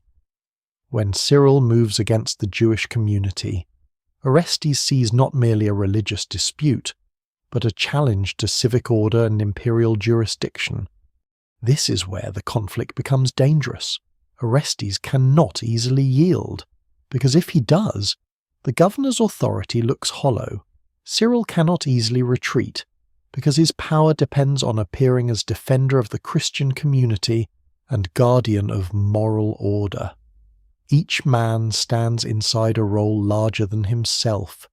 Their personal temperaments matter, but their offices matter more.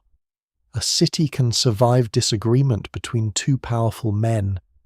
It becomes far less safe when their disagreement gives different groups permission to imagine themselves as defenders of the true city. The monks from the desert sharpen the atmosphere. To many Christians, especially those moved by ascetic ideals, monks are living witnesses of holiness, men who have renounced comfort to seek God in the harsh spaces beyond ordinary society. Their moral prestige can be enormous. But when such men enter an urban political conflict, holiness becomes a volatile public force. Some monks come into Alexandria during the tensions between Cyril and Orestes, and their presence shows how the conflict draws strength from beyond the city's usual institutions. The desert itself seems to have entered the streets. One episode, preserved in later accounts, captures the danger without needing embellishment. A monk named Ammonius confronts Orestes and strikes him with a stone, injuring the prefect. Orestes has him arrested and punished, and Ammonius dies afterward. Cyril's attempt to honour Ammonius as a martyr reportedly meets resistance even among some Christians, who understand that dying after attacking an imperial official is not the same as dying for the faith. This detail is revealing. It shows that Christian Alexandria is not unanimous, and that even within the Church's world there are limits, hesitations, and disagreements over violence. Scholars still debate how to interpret Cyril's handling of the affair, but the episode makes one thing clear: the struggle has moved beyond words. For Orestes, the attack is a warning. The prefect can be physically threatened in his own city by men acting under religious zeal or in defense of a bishop's cause. For Cyril, the event is also dangerous because uncontrolled violence can damage the moral legitimacy he needs. A bishop may benefit from popular pressure, but if that pressure looks lawless, it can turn imperial opinion against him. Alexandria is becoming a place where every action has two audiences: the local crowd and the distant imperial court. A gesture that strengthens authority in the street may weaken it before the emperor. A refusal to compromise may look noble to supporters and reckless to administrators. Hypatia's name enters this charged environment because of her connection to Orestes. She is known to move in elite circles. She is respected by officials. Her philosophical school attracts men of rank. Orestes appears to value her counsel, or at least to be associated with her closely enough that people notice. In another city, under calmer conditions, this might simply confirm her prestige. In Alexandria, it becomes material for suspicion. If Orestes resists reconciliation with Cyril, someone can claim that Hypatia is influencing him. If the prefect does not yield, someone can imagine a hidden advisor standing behind his refusal. What survives in the record suggests that rumour begins to do what rumour often does in unstable cities. It simplifies a complex political conflict by giving the crowd a single person to blame. This is one of the most tragic features of Hypatia's story. Her influence is real enough to matter, but the form that influence takes is hard to reconstruct. She may have advised Orestes. She may have been part of the elite social world in which political judgment was formed. She may simply have represented to Cyril's supporters or to the wider crowd the old aristocratic and philosophical circle around the prefect. The sources do not allow certainty, but in politics, perception can be more dangerous than fact. A woman known for wisdom, independence, and access to power can become a symbol onto which fear and resentment are projected. Gender also matters, though it should be handled carefully. Hypatia's public authority is unusual because she's a woman in a world where formal civic and ecclesiastical power belongs overwhelmingly to men. Her philosophical prestige allows her to cross boundaries that most women cannot cross. Appearing in public intellectual life and associating with powerful male students and officials. Admirers present this as proof of her virtue and exceptional mind. Enemies, or those stirred by rumour, can twist the same visibility into something threatening. No single explanation fully accounts for the hostility that gathers around her, but her gender likely intensifies the sense that her influence is improper to those already inclined to fear it. The crowd does not need a full political theory. It needs a story that feels emotionally clear. Orestes and Cyril are locked in rivalry. Reconciliation fails. A respected philosopher is believed to have the prefect's ear. She belongs to the older educated elite. She's not under the bishop's authority. She's visible, admired, and vulnerable. In such conditions, the machinery of blame begins to turn. The city that once gathered books now gathers accusations. The streets that carry grain, hymns, sermons, lectures, and legal orders begin to carry a darker message. The prefect's stubbornness has a source, and that source has a name. Alexandria has reached a point where institutions no longer contain the forces they have released. The governor cannot easily master the crowd. The bishop cannot fully separate moral authority from street pressure. The philosopher cannot remain merely a teacher once her reputation is drawn into a political feud. The old city of competing inheritances tightens around one woman, not because she causes its crisis, but because crisis often seeks a human shape. By the end of this gathering tension, Hypatia stands at the intersection of Orestes, Cyril, and the crowd, and the city around her has become capable of mistaking wisdom for conspiracy. The danger around Hypatia does not arrive as a thunderclap from a clear sky. It gathers in the ordinary channels through which a tense city turns anxiety into action. A word repeated in a church courtyard, a suspicion carried through a market, a grievance simplified in the mind of a crowd, a political rivalry translated into moral accusation. Alexandria has already become a place where symbols matter almost as much as laws, and Hypatia has become a symbol without choosing to be one. To her students, she represents disciplined wisdom. To admirers, she represents the old dignity of philosophy. To those suspicious of Orestes, she can be made to represent obstruction, pride, and hidden influence. That last image is the one that proves fatal. The surviving account most often relied upon comes from Socrates Scholasticus, a Christian church historian writing not long after the events. His account is valuable because it is relatively close in time and not written as a pagan attack on Christianity. Yet it is still a crafted moral history, shaped by the concerns of its author, and it does not answer every question later readers want to ask. What survives in the record suggests that a rumour spreads, claiming Hypatia prevents Orestes from reconciling with Cyril. Whether anyone truly believes this in a careful political sense is almost impossible to know. Rumour does not require careful belief. It only needs enough emotional force to make action feel justified. The city's factions have already learned to imagine opponents as threats to sacred order. Once that happens, the line between political frustration and religious hostility grows thin. Hypatia is not attacked because she is caught burning a church, leading a revolt, or commanding soldiers. She's attacked because the crowd has been given a story in which her existence explains a problem larger than herself. Orestes resists Cyril. Reconciliation fails. A woman of philosophical authority stands near the prefect. Therefore, in the logic of rumour, she becomes the barrier.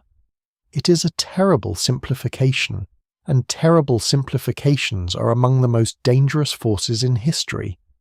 The group that seizes her is associated in the sources with Christian zealots, often identified as men under the leadership of a reader named Peter.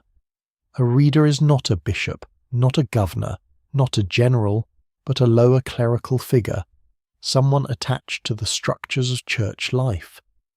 This detail matters because it places the violence in that unsettling space between official authority and popular religious action.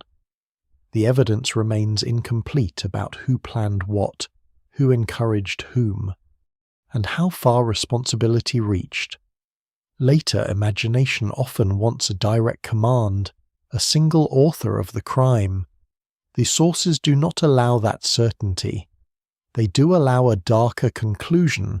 Alexandria's atmosphere had become poisonous enough that such violence could appear to some as a defense of the city's moral order. Hypatia is taken in the streets. She's dragged to a building known as the Serapeum, once connected to imperial cult and later Christian use, itself a monument to the way spaces in Alexandria change meanings across centuries.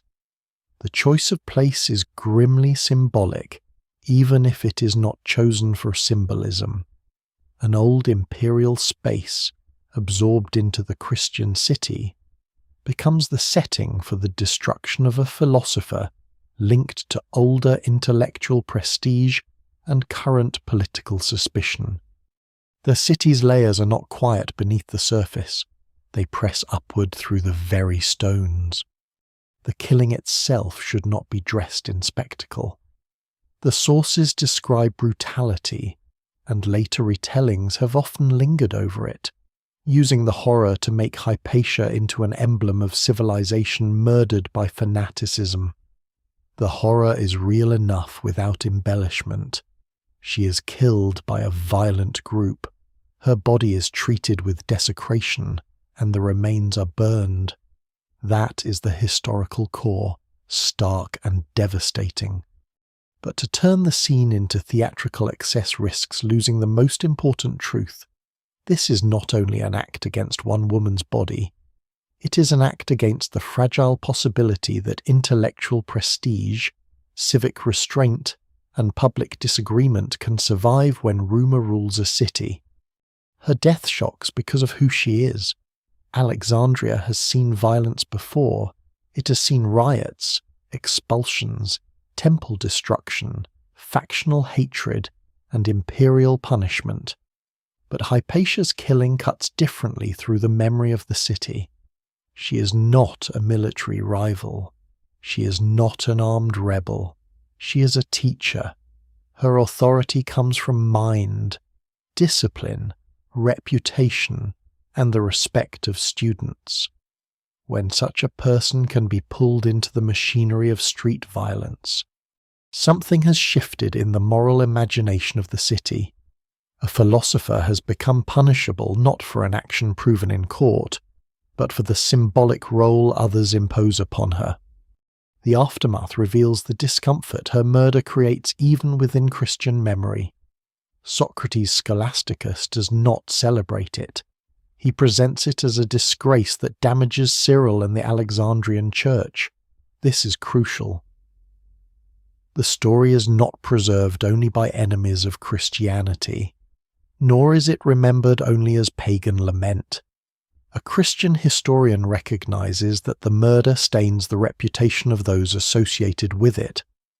That does not solve the question of Cyril's responsibility, and scholars still debate how much he knew, tolerated, encouraged, or failed to prevent, but it does show that even within the religious world from which the attackers emerged, the act could be judged as shameful. Cyril himself remains at the edge of the scene, powerful but difficult to place with complete certainty. He does not appear in the surviving accounts as physically present at the murder. The sources do not preserve a formal order from him, yet neither can he be removed from the environment that made the murder possible. His conflict with Orestes, his authority over the Alexandrian Church, the actions of his supporters, and the broader atmosphere of religious mobilization all form the world in which Hypatia dies. Historical responsibility here is not as clean as legal responsibility. A city can be shaped by leaders in ways that leave no written command behind. Orestes, the imperial prefect, survives the crisis, but his authority is exposed. If a woman believed to advise him can be murdered in public by forces connected to his rival's religious world, then the governor's ability to protect civic order looks deeply compromised. The empire may still rule Egypt, but in this moment imperial order appears fragile before local religious power and urban fury. Hypatia's death therefore wounds more than philosophy. It wounds the idea that Roman law can contain Alexandria's competing authorities. For the older educated elite, the message must have been chilling. If Hypatia, with her reputation, her dignity, and her powerful connections, can be destroyed, then no prestige is safe when the crowd is convinced that prestige hides danger. This does not mean that philosophy ends in Alexandria the next day, or that all classical learning vanishes. It does not. Schools continue, books continue, arguments continue, and the ancient tradition survives in altered forms. But a boundary has been crossed. The death of Hypatia shows that the old forms of intellectual honour no longer guarantee public protection, and so the murder becomes a turning point not because it destroys Alexandria's knowledge in a single moment, but because it reveals how much the city has changed. The library is already a memory, the Serapeum has already fallen, the bishop's seat has grown powerful, the governor and bishop have collided, the crowd has entered the struggle. Hypatia stands where all these histories meet, and the violence against her makes visible what had been gathering for generations. Alexandria does not burn in one night. It learns, slowly and terribly, that a world can remain standing after the values that once sustained it have been broken. Hypatia's death becomes larger than the event itself, almost as soon as later generations begin to need it. A philosopher murdered in Alexandria is already a grave historical fact, but memory does not leave grave facts alone. It shapes them, sharpens them, simplifies them, and places them inside arguments that may belong as much to later centuries as to the 5th century. Hypatia becomes a symbol of reason crushed by fanaticism, of pagan wisdom extinguished by Christianity, of science murdered by superstition, of female intellect punished by male power, of the ancient world dying in the street. Each version contains something that touches the truth, but none of them is the whole truth. The evidence remains incomplete, and the danger lies in mistaking the symbol for the person. The first thing that must be separated is the legend of the library.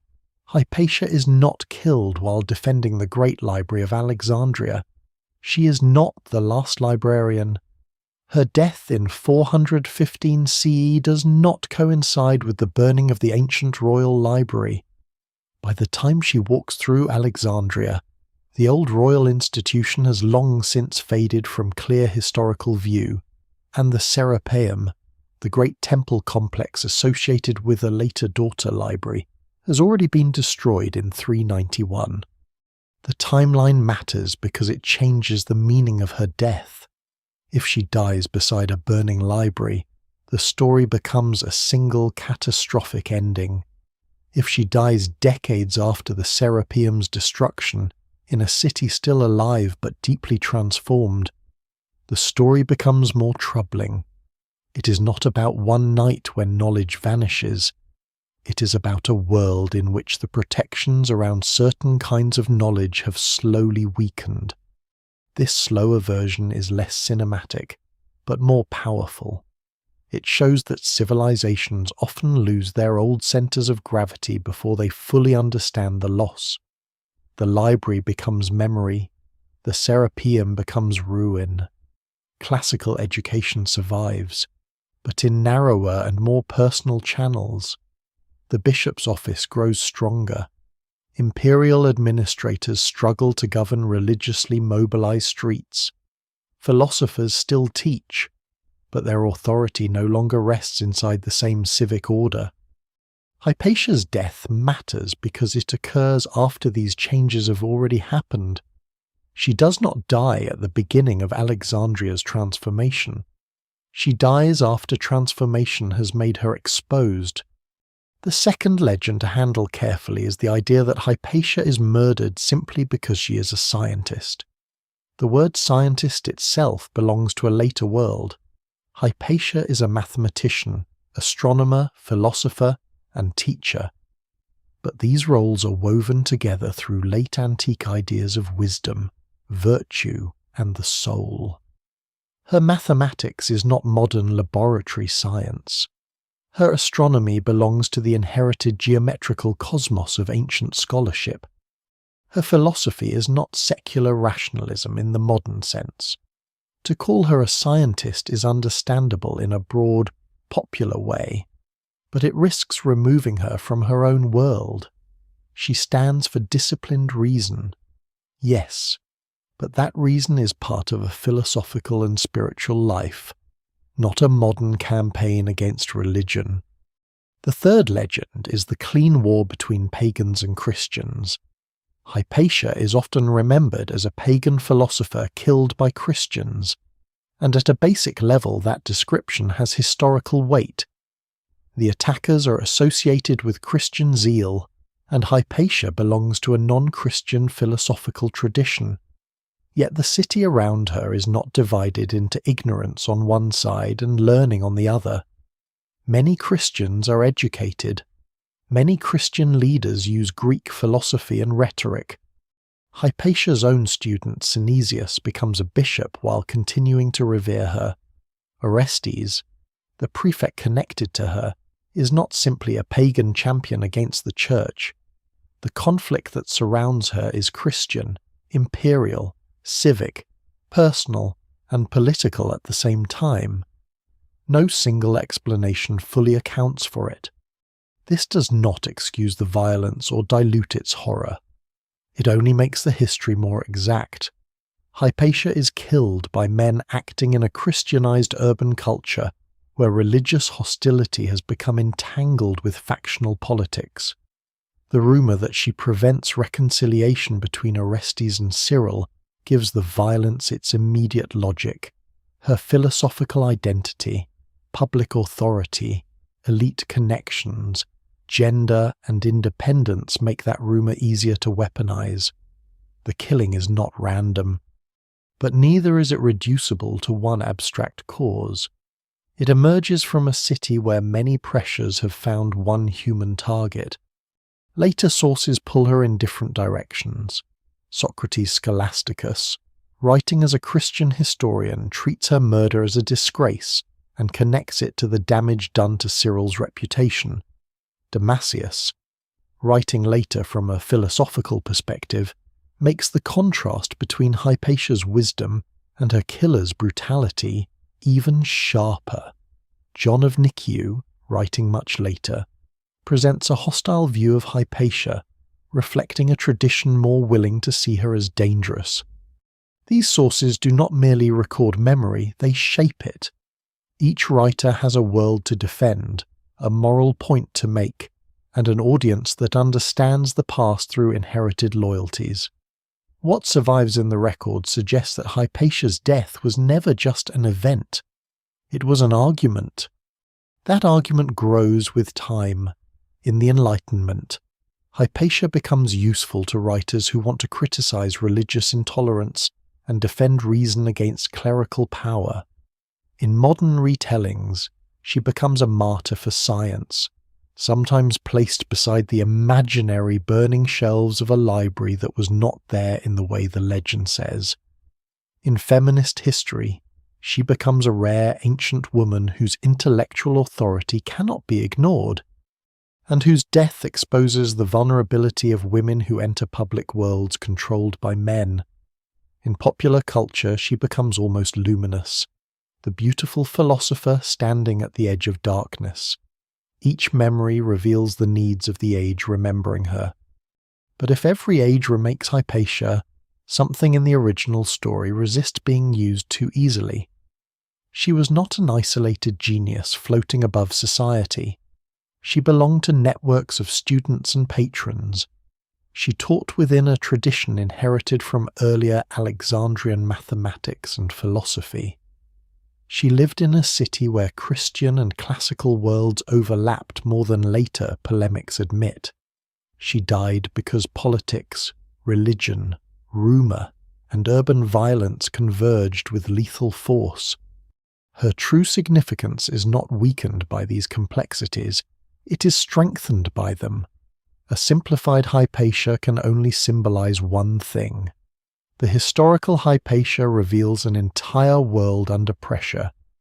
What her death really meant, then, was not the immediate death of knowledge. Alexandria did not stop teaching the next morning. Books did not all vanish with her. Philosophy did not end in 415. The ancient Mediterranean did not become silent because one philosopher was murdered. History rarely moves with such theatrical neatness. But her death showed that the old prestige of philosophical learning could no longer protect itself in the way it once had. It showed that a teacher's moral authority could be overwhelmed by religiously charged political suspicion. It showed that the civic space in which philosophy had once claimed dignity was being remade by new forces. That is why the image endures. Hypatia stands at the crossing between what was lost and what survived. She is not the whole story of Alexandria's fall, but she gives that story a human face. The lost library is too distant, too uncertain, too full of legends. The Serapeum is stone and dust. Imperial laws are abstract. Theological disputes can feel remote. But Hypatia is a person learned, respected, visible, vulnerable. Through her, the transformation of Alexandria becomes painfully imaginable. A civilization does not need to lose every book to enter a darker age. Sometimes it is enough that a city can no longer protect the people who know how to read them. After Hypatia's death, Alexandria does not fall silent. That may be the most important correction to the legend. The harbour does not empty. The churches do not vanish. The schools do not all close. The markets still open under the heat and salt air. Ships still move through the ports, carrying grain, officials, letters, cloth, oil, glass, rumours, and news from a Mediterranean world that remains restless. People still marry, litigate, pray, teach, copy, argue, and bury their dead. A city as old and necessary as Alexandria does not disappear because one terrible act has exposed its fractures. It continues. But continuation is not the same as recovery. The shock of Hypatia's murder lies partly in how ordinary life absorbs it. History often imagines turning points as moments when everyone must immediately understand that an age has ended. Real cities rarely behave so theatrically. The morning after a disaster, someone still needs bread, a shipmaster still needs permission to unload cargo, a clerk still has records to prepare, a bishop still has sermons and disputes, a governor still has reports to send. A student still remembers the sound of a teacher's voice. The world continues, and because it continues, the loss becomes harder to measure. Alexandria remains alive, but a line has been crossed inside it. For the intellectual circles shaped by Hypatia, the effect must have been severe, though the evidence remains incomplete. A school centered on a charismatic teacher depends on more than a building. It depends on presence, memory, trust, and the subtle confidence that learning has a place in public life. When Hypatia is killed, her students lose not only instruction, but a point of orientation.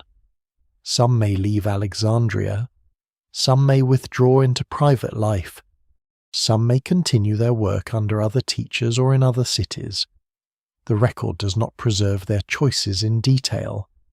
Yet it is difficult to imagine that her death did not send a warning through the elite scholarly world reputation. Learning and virtue do not guarantee safety when public anger has been given a sacred explanation. The city's older intellectual life does not end immediately, but its shape changes. Philosophy survives in late antiquity, especially in centres such as Athens, and later in forms adapted within Christian, Syriac, and Islamic worlds. Alexandria itself remains a place of learning, particularly in medicine, philosophy, grammar, and theology. But the balance shifts. The classical philosophical teacher, publicly independent and socially influential, no longer stands at the centre of civic imagination in the way earlier Alexandrian scholarship had once allowed. Increasingly, the intellectual life of the city is framed through Christian institutions, theological controversy, scriptural interpretation, and ecclesiastical authority. This change is not simply decay. It would be too easy and too inaccurate to picture Alexandria after Hypatia as a city where thought dies under piety. Christian Alexandria produces formidable minds. Its theologians shape debates that echo across the empire. Its biblical scholarship, doctrinal arguments, monastic traditions, and ecclesiastical politics are intellectually intense, even when they are also combative. The energy that once made Alexandria a great centre of Greek scholarship does not vanish. It is redirected. The questions change. The higher stakes are no longer set by the editing of Homer, the refinement of astronomical models, or the prestige of philosophical schools alone. They are set by the meaning of Christ, the nature of salvation, the authority of bishops, the boundaries of orthodoxy, and the unity or division of the Church. Cyril's later career proves how powerful this new intellectual world becomes. He does not remain merely the bishop whose early episcopate is darkened by Hypatia's murder. He becomes one of the most influential theologians of the 5th century, central to the controversies that lead toward the Council of Ephesus in 431. His arguments against Nestorius and his defense of Alexandrian Christology shape Christian doctrine for centuries. This is one of the uncomfortable complexities of history. The same city that remembers Hypatia's death under the shadow of Cyril's authority also remembers Cyril as a major architect of Christian theology. Alexandria's story cannot be reduced to a simple fall from thought into ignorance. It is transfer of intellectual power into a different language of truth. But transfers of power have losers. The older pagan philosophical elite loses public confidence and institutional protection. Traditional cults have already been marginalized or outlawed. Temple-based intellectual cultures have been dismantled or absorbed. The symbols that once anchored the old civic order, the Serapeum, the memory of the Mausion, the prestige of classical public philosophy, no longer command the city's future. A person can still study Plato, Aristotle, Euclid, or Ptolemy, but such study increasingly depends on whether it can be accommodated within the new religious and educational order. Some of it can. Some of it will be preserved with care. Some of it will be treated as useful preparation for theology. Some of it will become suspect, neglected, or simply irrelevant to the institutions now holding power. This is how ancient knowledge often changes hands, not by vanishing into pure darkness, but by being filtered. Grammar survives because sacred texts require careful reading. Rhetoric survives because bishops, lawyers, and officials need persuasive speech. Logic survives because doctrine needs argument. Astronomy and mathematics survive where they serve calendars, education, medicine, or inherited scholarly prestige. Philosophy survives when translated into metaphysics acceptable to Christian thought, or when preserved by scholars willing to read dangerous or difficult text with caution. The old world is not destroyed completely. It is selected. The selection is uneven. Some texts are loved into survival. Others are copied because they are useful. Others survive by accident in a dry rubbish heap, a monastery cupboard, a reused manuscript, or a translation made far from the place where the work was first composed. Many more disappear without ceremony. Alexandria after Hypatia participates in this wider pattern. It is still a city of books, but not the universal collector of legend. It is still a city of learning, but not under the same philosophical sky. It is still Alexandria, but the meaning of Alexandria has changed. Urban life reflects the same transformation. Churches become the visible anchors of public devotion. Processions, feasts, sermons, and ecclesiastical disputes shape the city's rhythm. Bishops continue to act as figures of immense authority, sometimes in tension with imperial officials, sometimes aligned with them, always aware that theology and civic life cannot be separated easily. Monastic influence remains powerful in Egypt, feeding both spiritual renewal and public pressure. The old pagan festivals fade, but the city does not become calm. A Christian city can be just as politically charged as a pagan or mixed one. Orthodoxy itself becomes a field of conflict. Alexandria's later centuries will bring further shocks: doctrinal divisions, imperial interventions, Persian occupation in the early 7th century, Byzantine restoration, and then the Arab conquest in 642. Each event adds another layer to the city's transformation. By then, the story of the ancient library is already buried beneath centuries of memory and myth. The tale sometimes told about conquerors burning the library on religious orders belongs to much later legend and is not treated by careful scholarship as reliable. The real loss had already happened more slowly, through the long weakening of institutions, the fall of the Serapeum, changing patterns of reading, and the reorganization of authority. Hypatia's absence, therefore, becomes part of a larger absence. She's not the last mind in Alexandria, but she's the last figure through whom many later readers can see the older civic ideal of the philosopher standing openly before the city. After her, philosophy continues, but the public imagination belongs more and more to bishops, monks, councils, saints, heresiarchs, and imperial theologians. Ancient knowledge is not gone, yet it must travel under new names, through new guardians, and sometimes through hands that do not fully love what they preserve. The city after the shock is still magnificent in fragments. The sea still shines. The streets still carry debate. The schools still form minds. But the old balance has tipped. Alexandria has not collapsed in a single night, and that is precisely why its fall feels so haunting. It survives long enough to become something else. Its ruins are not only broken columns or vanished shelves, they are altered habits, narrowed spaces, displaced authorities, and memories that no longer know exactly where to stand.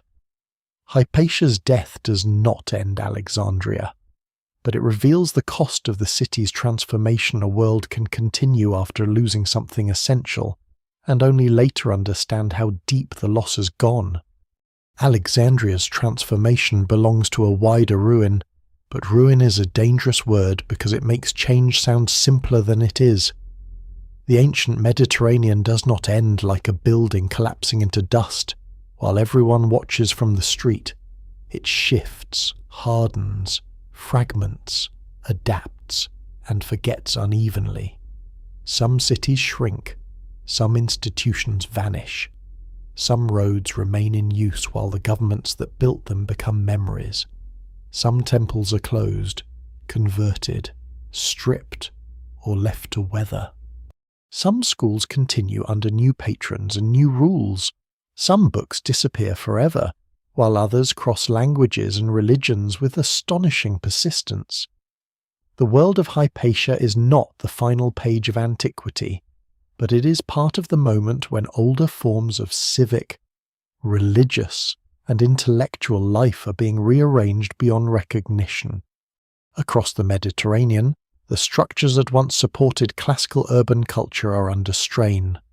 Cities had long been the pride of Roman civilization, places of baths, theatres, councils, temples, markets, courts, fountains, schools, and public benefaction. Wealthy citizens once competed for honour by funding buildings, festivals, games, and civic improvements. Public life depended on a delicate exchange between prestige and responsibility, but late antiquity changes the incentives. Imperial taxation grows heavier. Local aristocrats seek careers in imperial service or church leadership rather than old-style civic generosity. The bishop becomes a new kind of patron. The saint's shrine can matter more than the old temple. The public square remains important, but the meanings attached to it change. In the western provinces, the strain becomes dramatic. Imperial authority weakens under military pressure, political fragmentation, and the growing role of non-Roman military leaders inside Roman structures. The year 476 CE, often used as a symbolic end for the Western Roman Empire, is useful but also misleading. It marks the deposition of a Western emperor, not the instant death of Roman life. In Italy, Gaul, Spain, North Africa, and Britain. Roman habits survive unevenly after imperial rule fades. Laws continue, Latin remains, bishops administer communities, landowners manage estates, and people still imagine Rome as a source of legitimacy.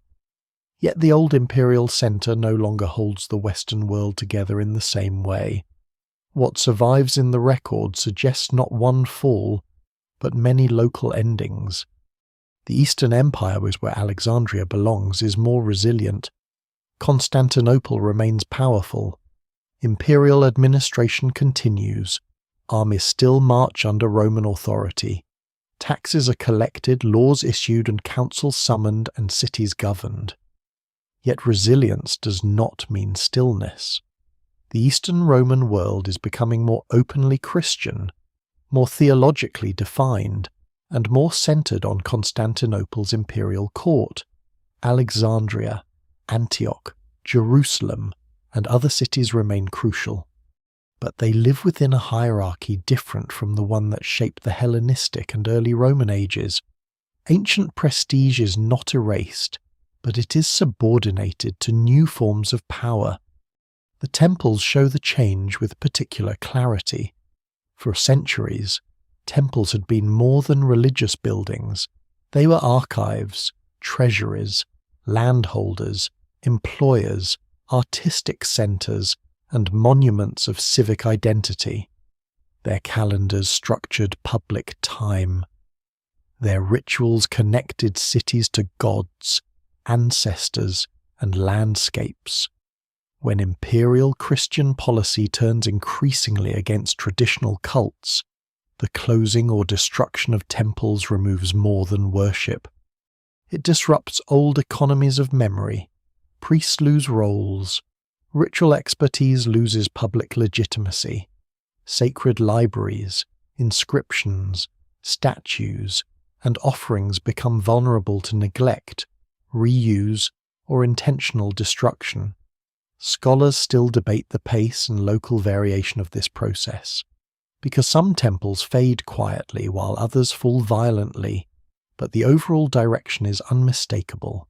The old sacred map of the Mediterranean is being redrawn.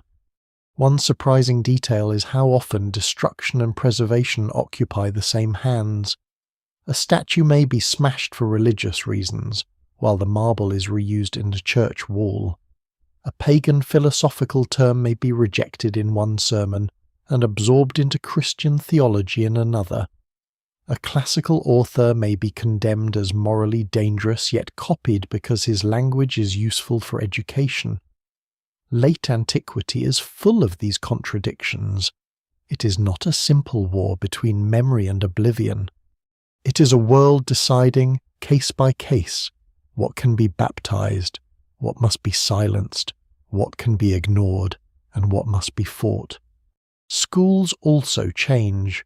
The old rhetorical and philosophical curriculum remains valuable because the empire still needs educated officials, bishops, lawyers, and administrators. A man who can write elegantly, argue precisely, and interpret difficult texts remains useful in almost every regime. But the social world of education narrows and shifts. Philosophical schools that once claimed public dignity must navigate suspicion, patronage, and theological boundaries. Athens continues as a famous centre of philosophy into the 6th century, but even there the future is uncertain. The closure of the Athenian philosophical school under Justinian in 529 is often treated as another symbolic end of classical thought. Like all symbolic dates, it simplifies. Philosophy does not die in 529, but the event does show that independent pagan philosophical institutions have lost their old security in the Christian empire. The fate of books follows the same pattern. A manuscript's survival depends less on its intrinsic brilliance than on communities of use. Works by Homer, Plato, Aristotle, Galen, Euclid, and Ptolemy survive because enough people across enough centuries find them useful, prestigious, or necessary. Other works vanish not because they are worthless, but because their chains of copying break. Entire historians disappear except in fragments quoted by others. Plays once performed before large audiences shrink to titles.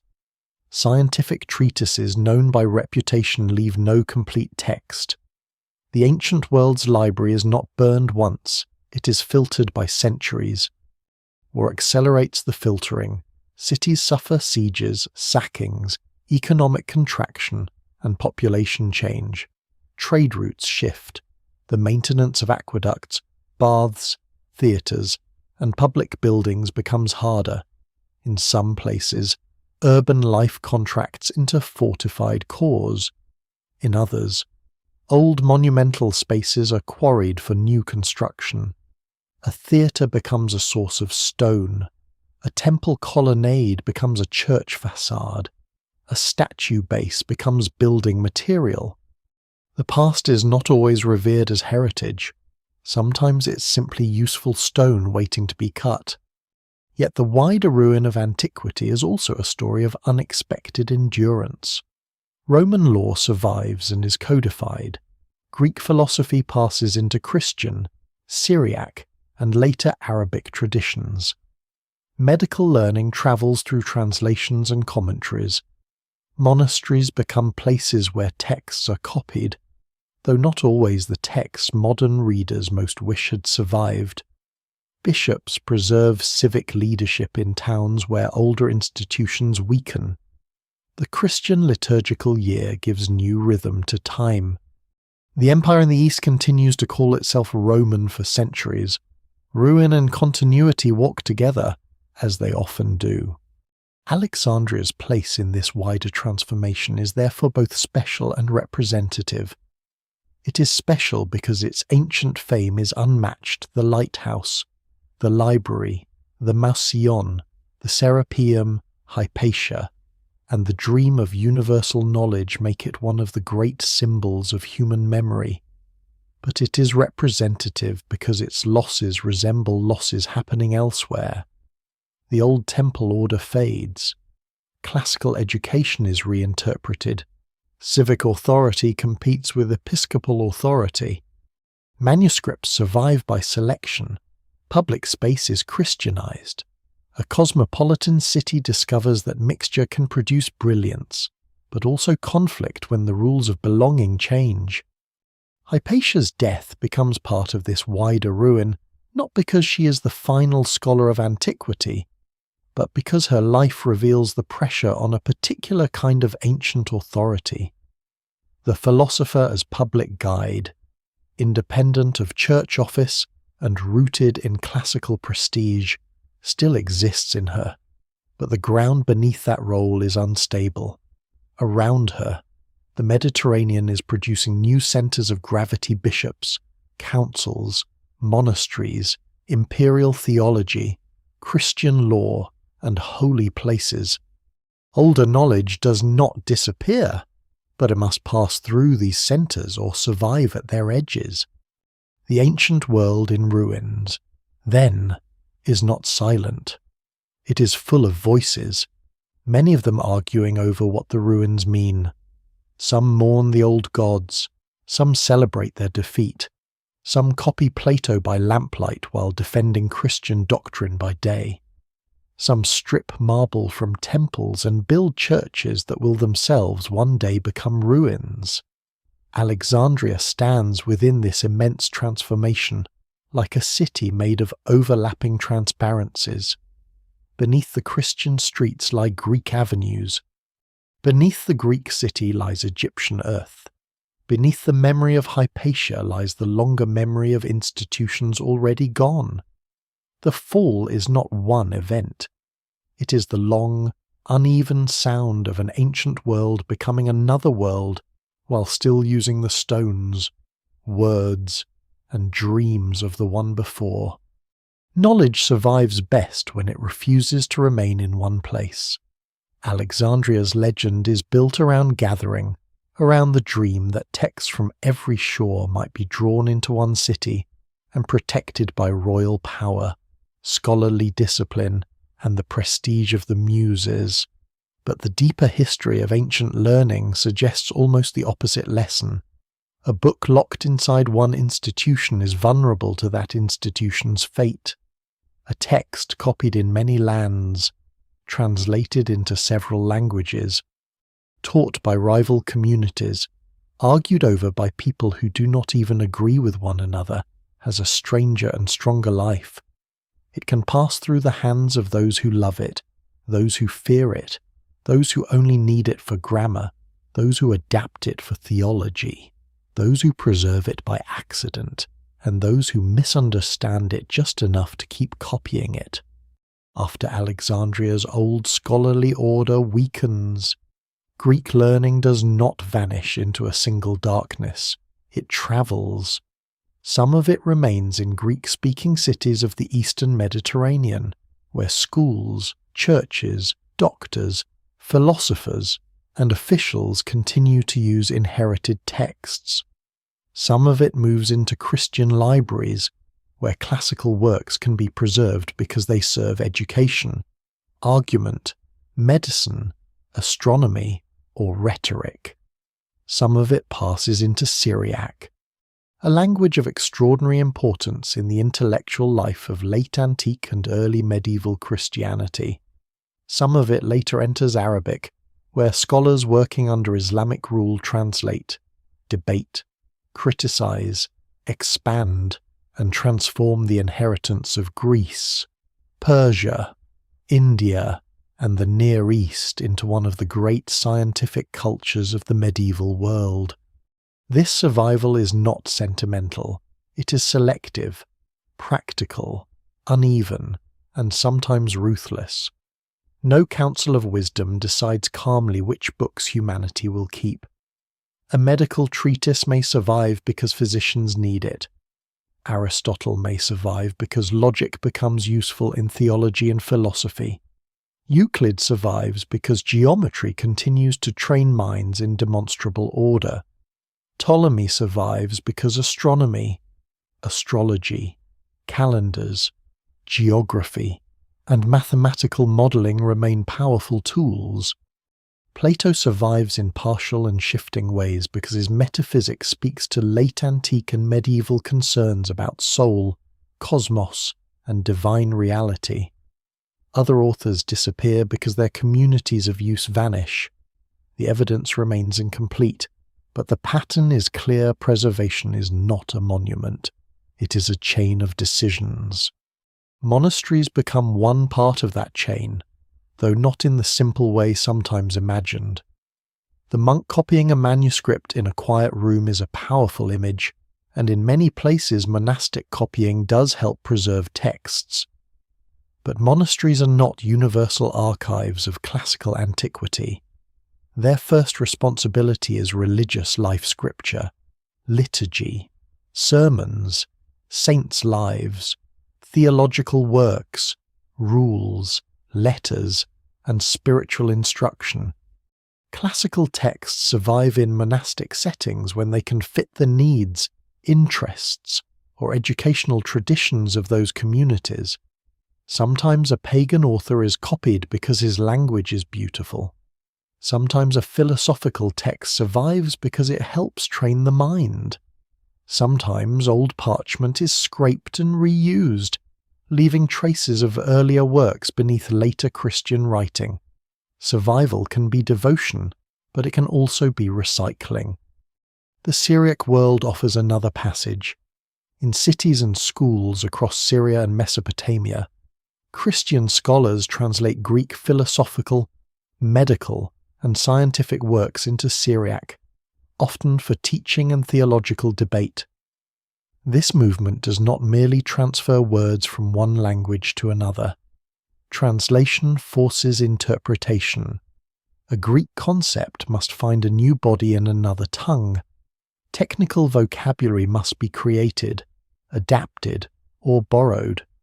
Ideas change shape as they travel. Through Syriac-speaking scholars, parts of Aristotle, Galen, and other Greek traditions move eastward, entering intellectual environments far from the harbour of Alexandria, but still connected to its old habits of commentary and instruction. One of the surprising features of this transmission is how often disagreement helps preserve knowledge. A Christian scholar may translate Greek philosophy in order to refute it, use it, discipline it, or make it serve doctrine. A physician may care less about a text's religious background than its practical value. A theologian may borrow logical tools from a pagan philosopher while warning against pagan error. Later, Muslim scholars may translate Greek works not because they wish to restore pagan antiquity, but because astronomy, medicine, mathematics, logic, and philosophy offer power, prestige, and insight. Knowledge survives not because everyone agrees on what it means, but because enough people find it too useful to abandon. Under the early Abbasid caliphs, especially in Baghdad, the translation movement draws Greek learning into Arabic with remarkable intensity. The famous House of Wisdom has become almost as legendary in later memory as Alexandria's library, and its exact nature is debated. But the broader movement is real enough. Patrons support translators, scholars compare versions, and texts in Greek, Syriac, Persian, and Sanskrit enter Arabic intellectual life.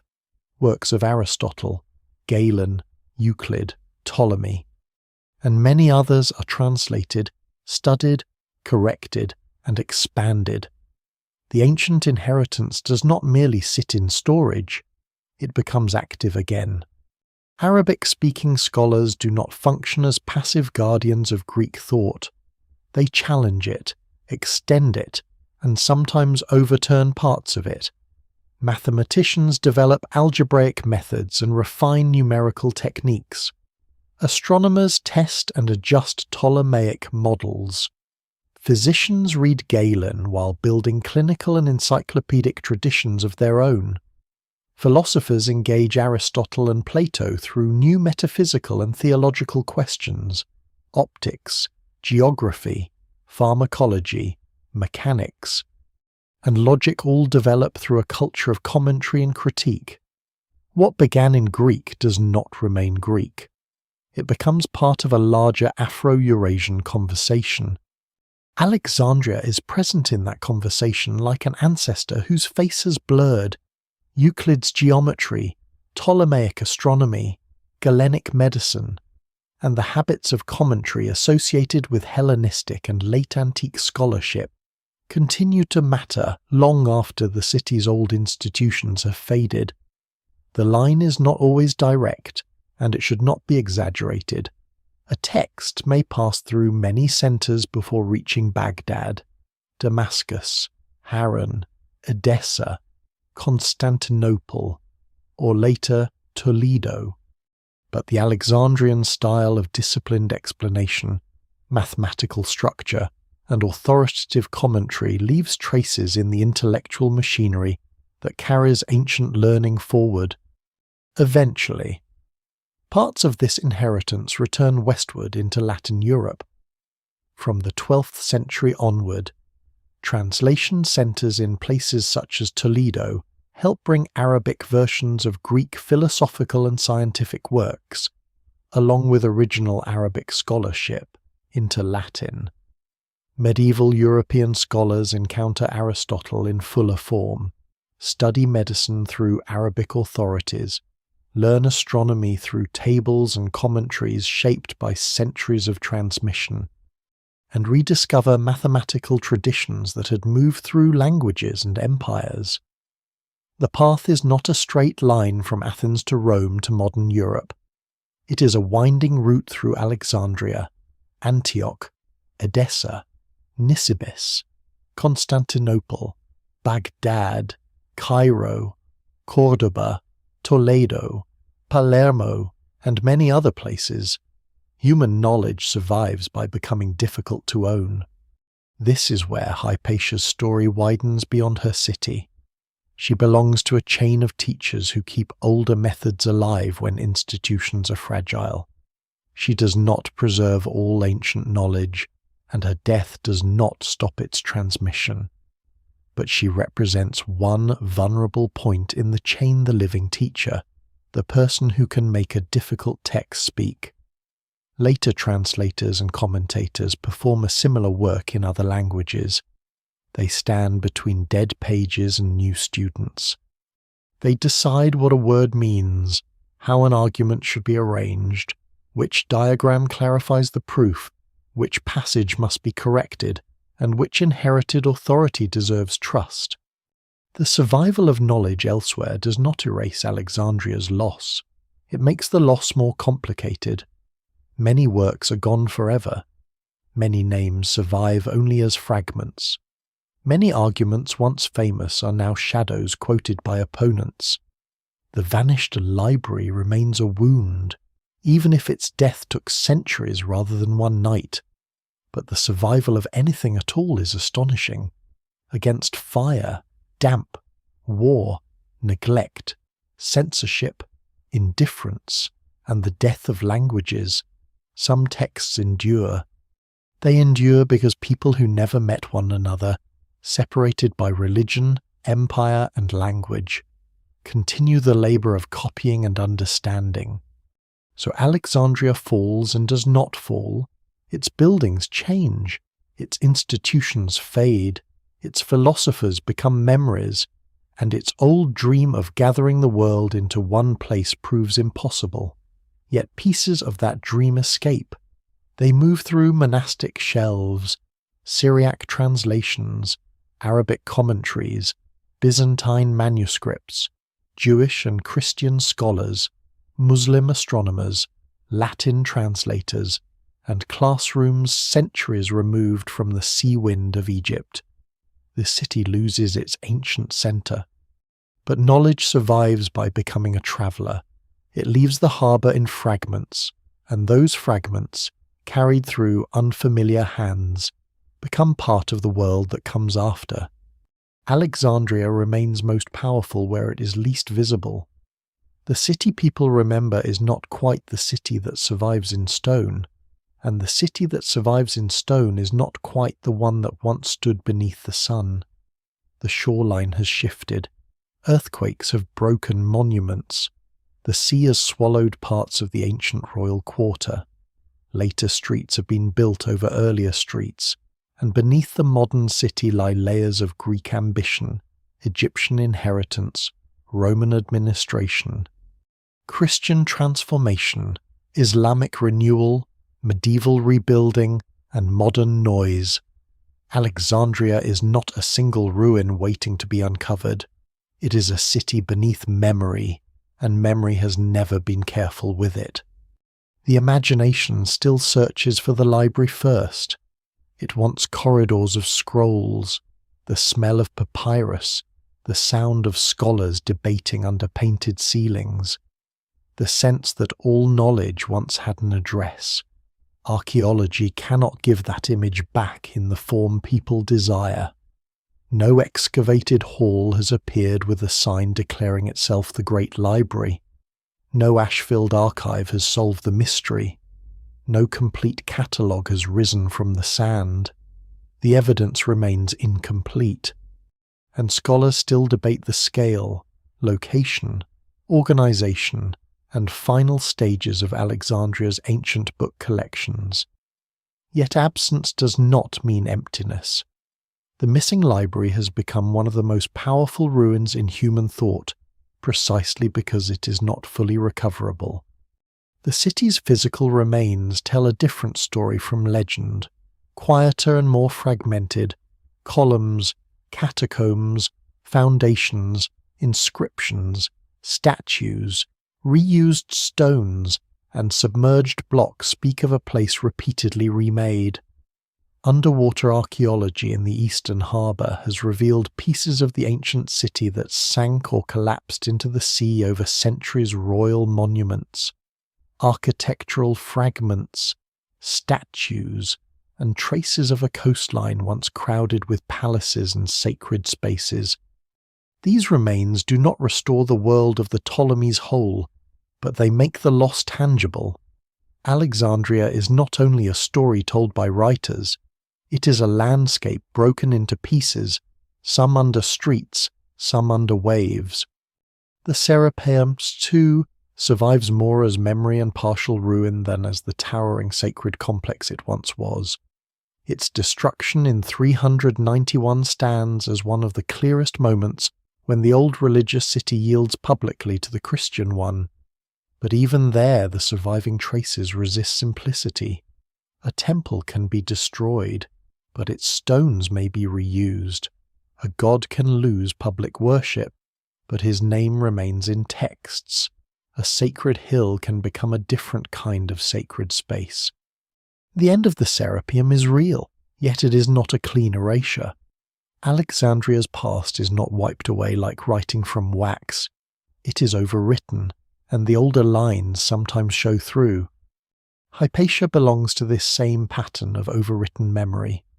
The historical woman leaves no surviving book securely under her own name, no portrait that can be trusted, no grave that gathers pilgrims around certainty. Yet she is everywhere in the story people tell about Alexandria's end. She stands in the mind where the library cannot stand physically. She gives a face to a lost intellectual world whose institutions have become difficult to trace. That is why later ages return to her again and again. They seek in her a final witness, a last philosopher, a martyr of reason, a victim of religious violence, a woman whose death seems to make visible the invisible decline of a civilization. But the more carefully one looks, the more human and less convenient she becomes. She is not the keeper of a burning library. She is not a modern scientist misplaced in antiquity. She is not the entire classical world in one body. She is a teacher in a changing city, a mathematician and philosopher formed by Alexandrian traditions, a public intellectual respected by elites, and a figure drawn into a lethal rivalry she did not create. Her death is not the fall of Alexandria by itself. It is a moment when Alexandria's longer transformation becomes unbearably clear. The old civic respect for philosophical wisdom has lost the power to protect her. The bishop's seat has become a political force. The governor's authority has been challenged. The crowd has learned to act on sacred suspicion. The city has not collapsed, but something in its moral architecture has cracked. This is why the phrase "world in ruins" must be handled with care. Ruins are not always empty. Sometimes they are crowded with people who continue living among them, adapting so completely that they do not think of themselves as inhabitants of a ruin at all. The Alexandrians after Hypatia do not walk through their streets saying antiquity has ended. They live inside their present. They defend their beliefs, pursue their ambitions, teach their students, copy their manuscripts, bury their dead, and argue over the future. Only later does the age acquire a name, and only later do its changes look like a fall. The city beneath memory is therefore both real and invented. Real, because Alexandria truly was one of the great centres of ancient knowledge, and because many of its institutions, texts, temples, and ways of life truly disappeared, invented, because the mind arranges those losses into cleaner shapes than history allows. It turns centuries into a night, processes into events, uncertainty into myth. It places Hypatia beside shelves that had already vanished. makes the library burn when the evidence points to many stages of loss and imagines civilization falling like a curtain. The legend is wrong in its details, but it survives because it expresses a fear that remains true. Knowledge is fragile, and even the brightest cities can fail to protect it. Alexandria's deeper lesson is not only that books can burn, it is that knowledge depends on social trust. It depends on institutions, patrons, teachers, students, scribes, languages, and the willingness of one age to carry the burdens of another. It depends on a city being able to tolerate people whose authority comes from thought rather than office, from discipline rather than crowd approval, from patient study rather than immediate usefulness. When those conditions weaken, knowledge may still survive, but it survives more anxiously. It travels, hides, changes language, changes guardians, and sometimes loses parts of itself along the way. And yet the story is not only loss. Alexandria's ancient learning does not vanish completely.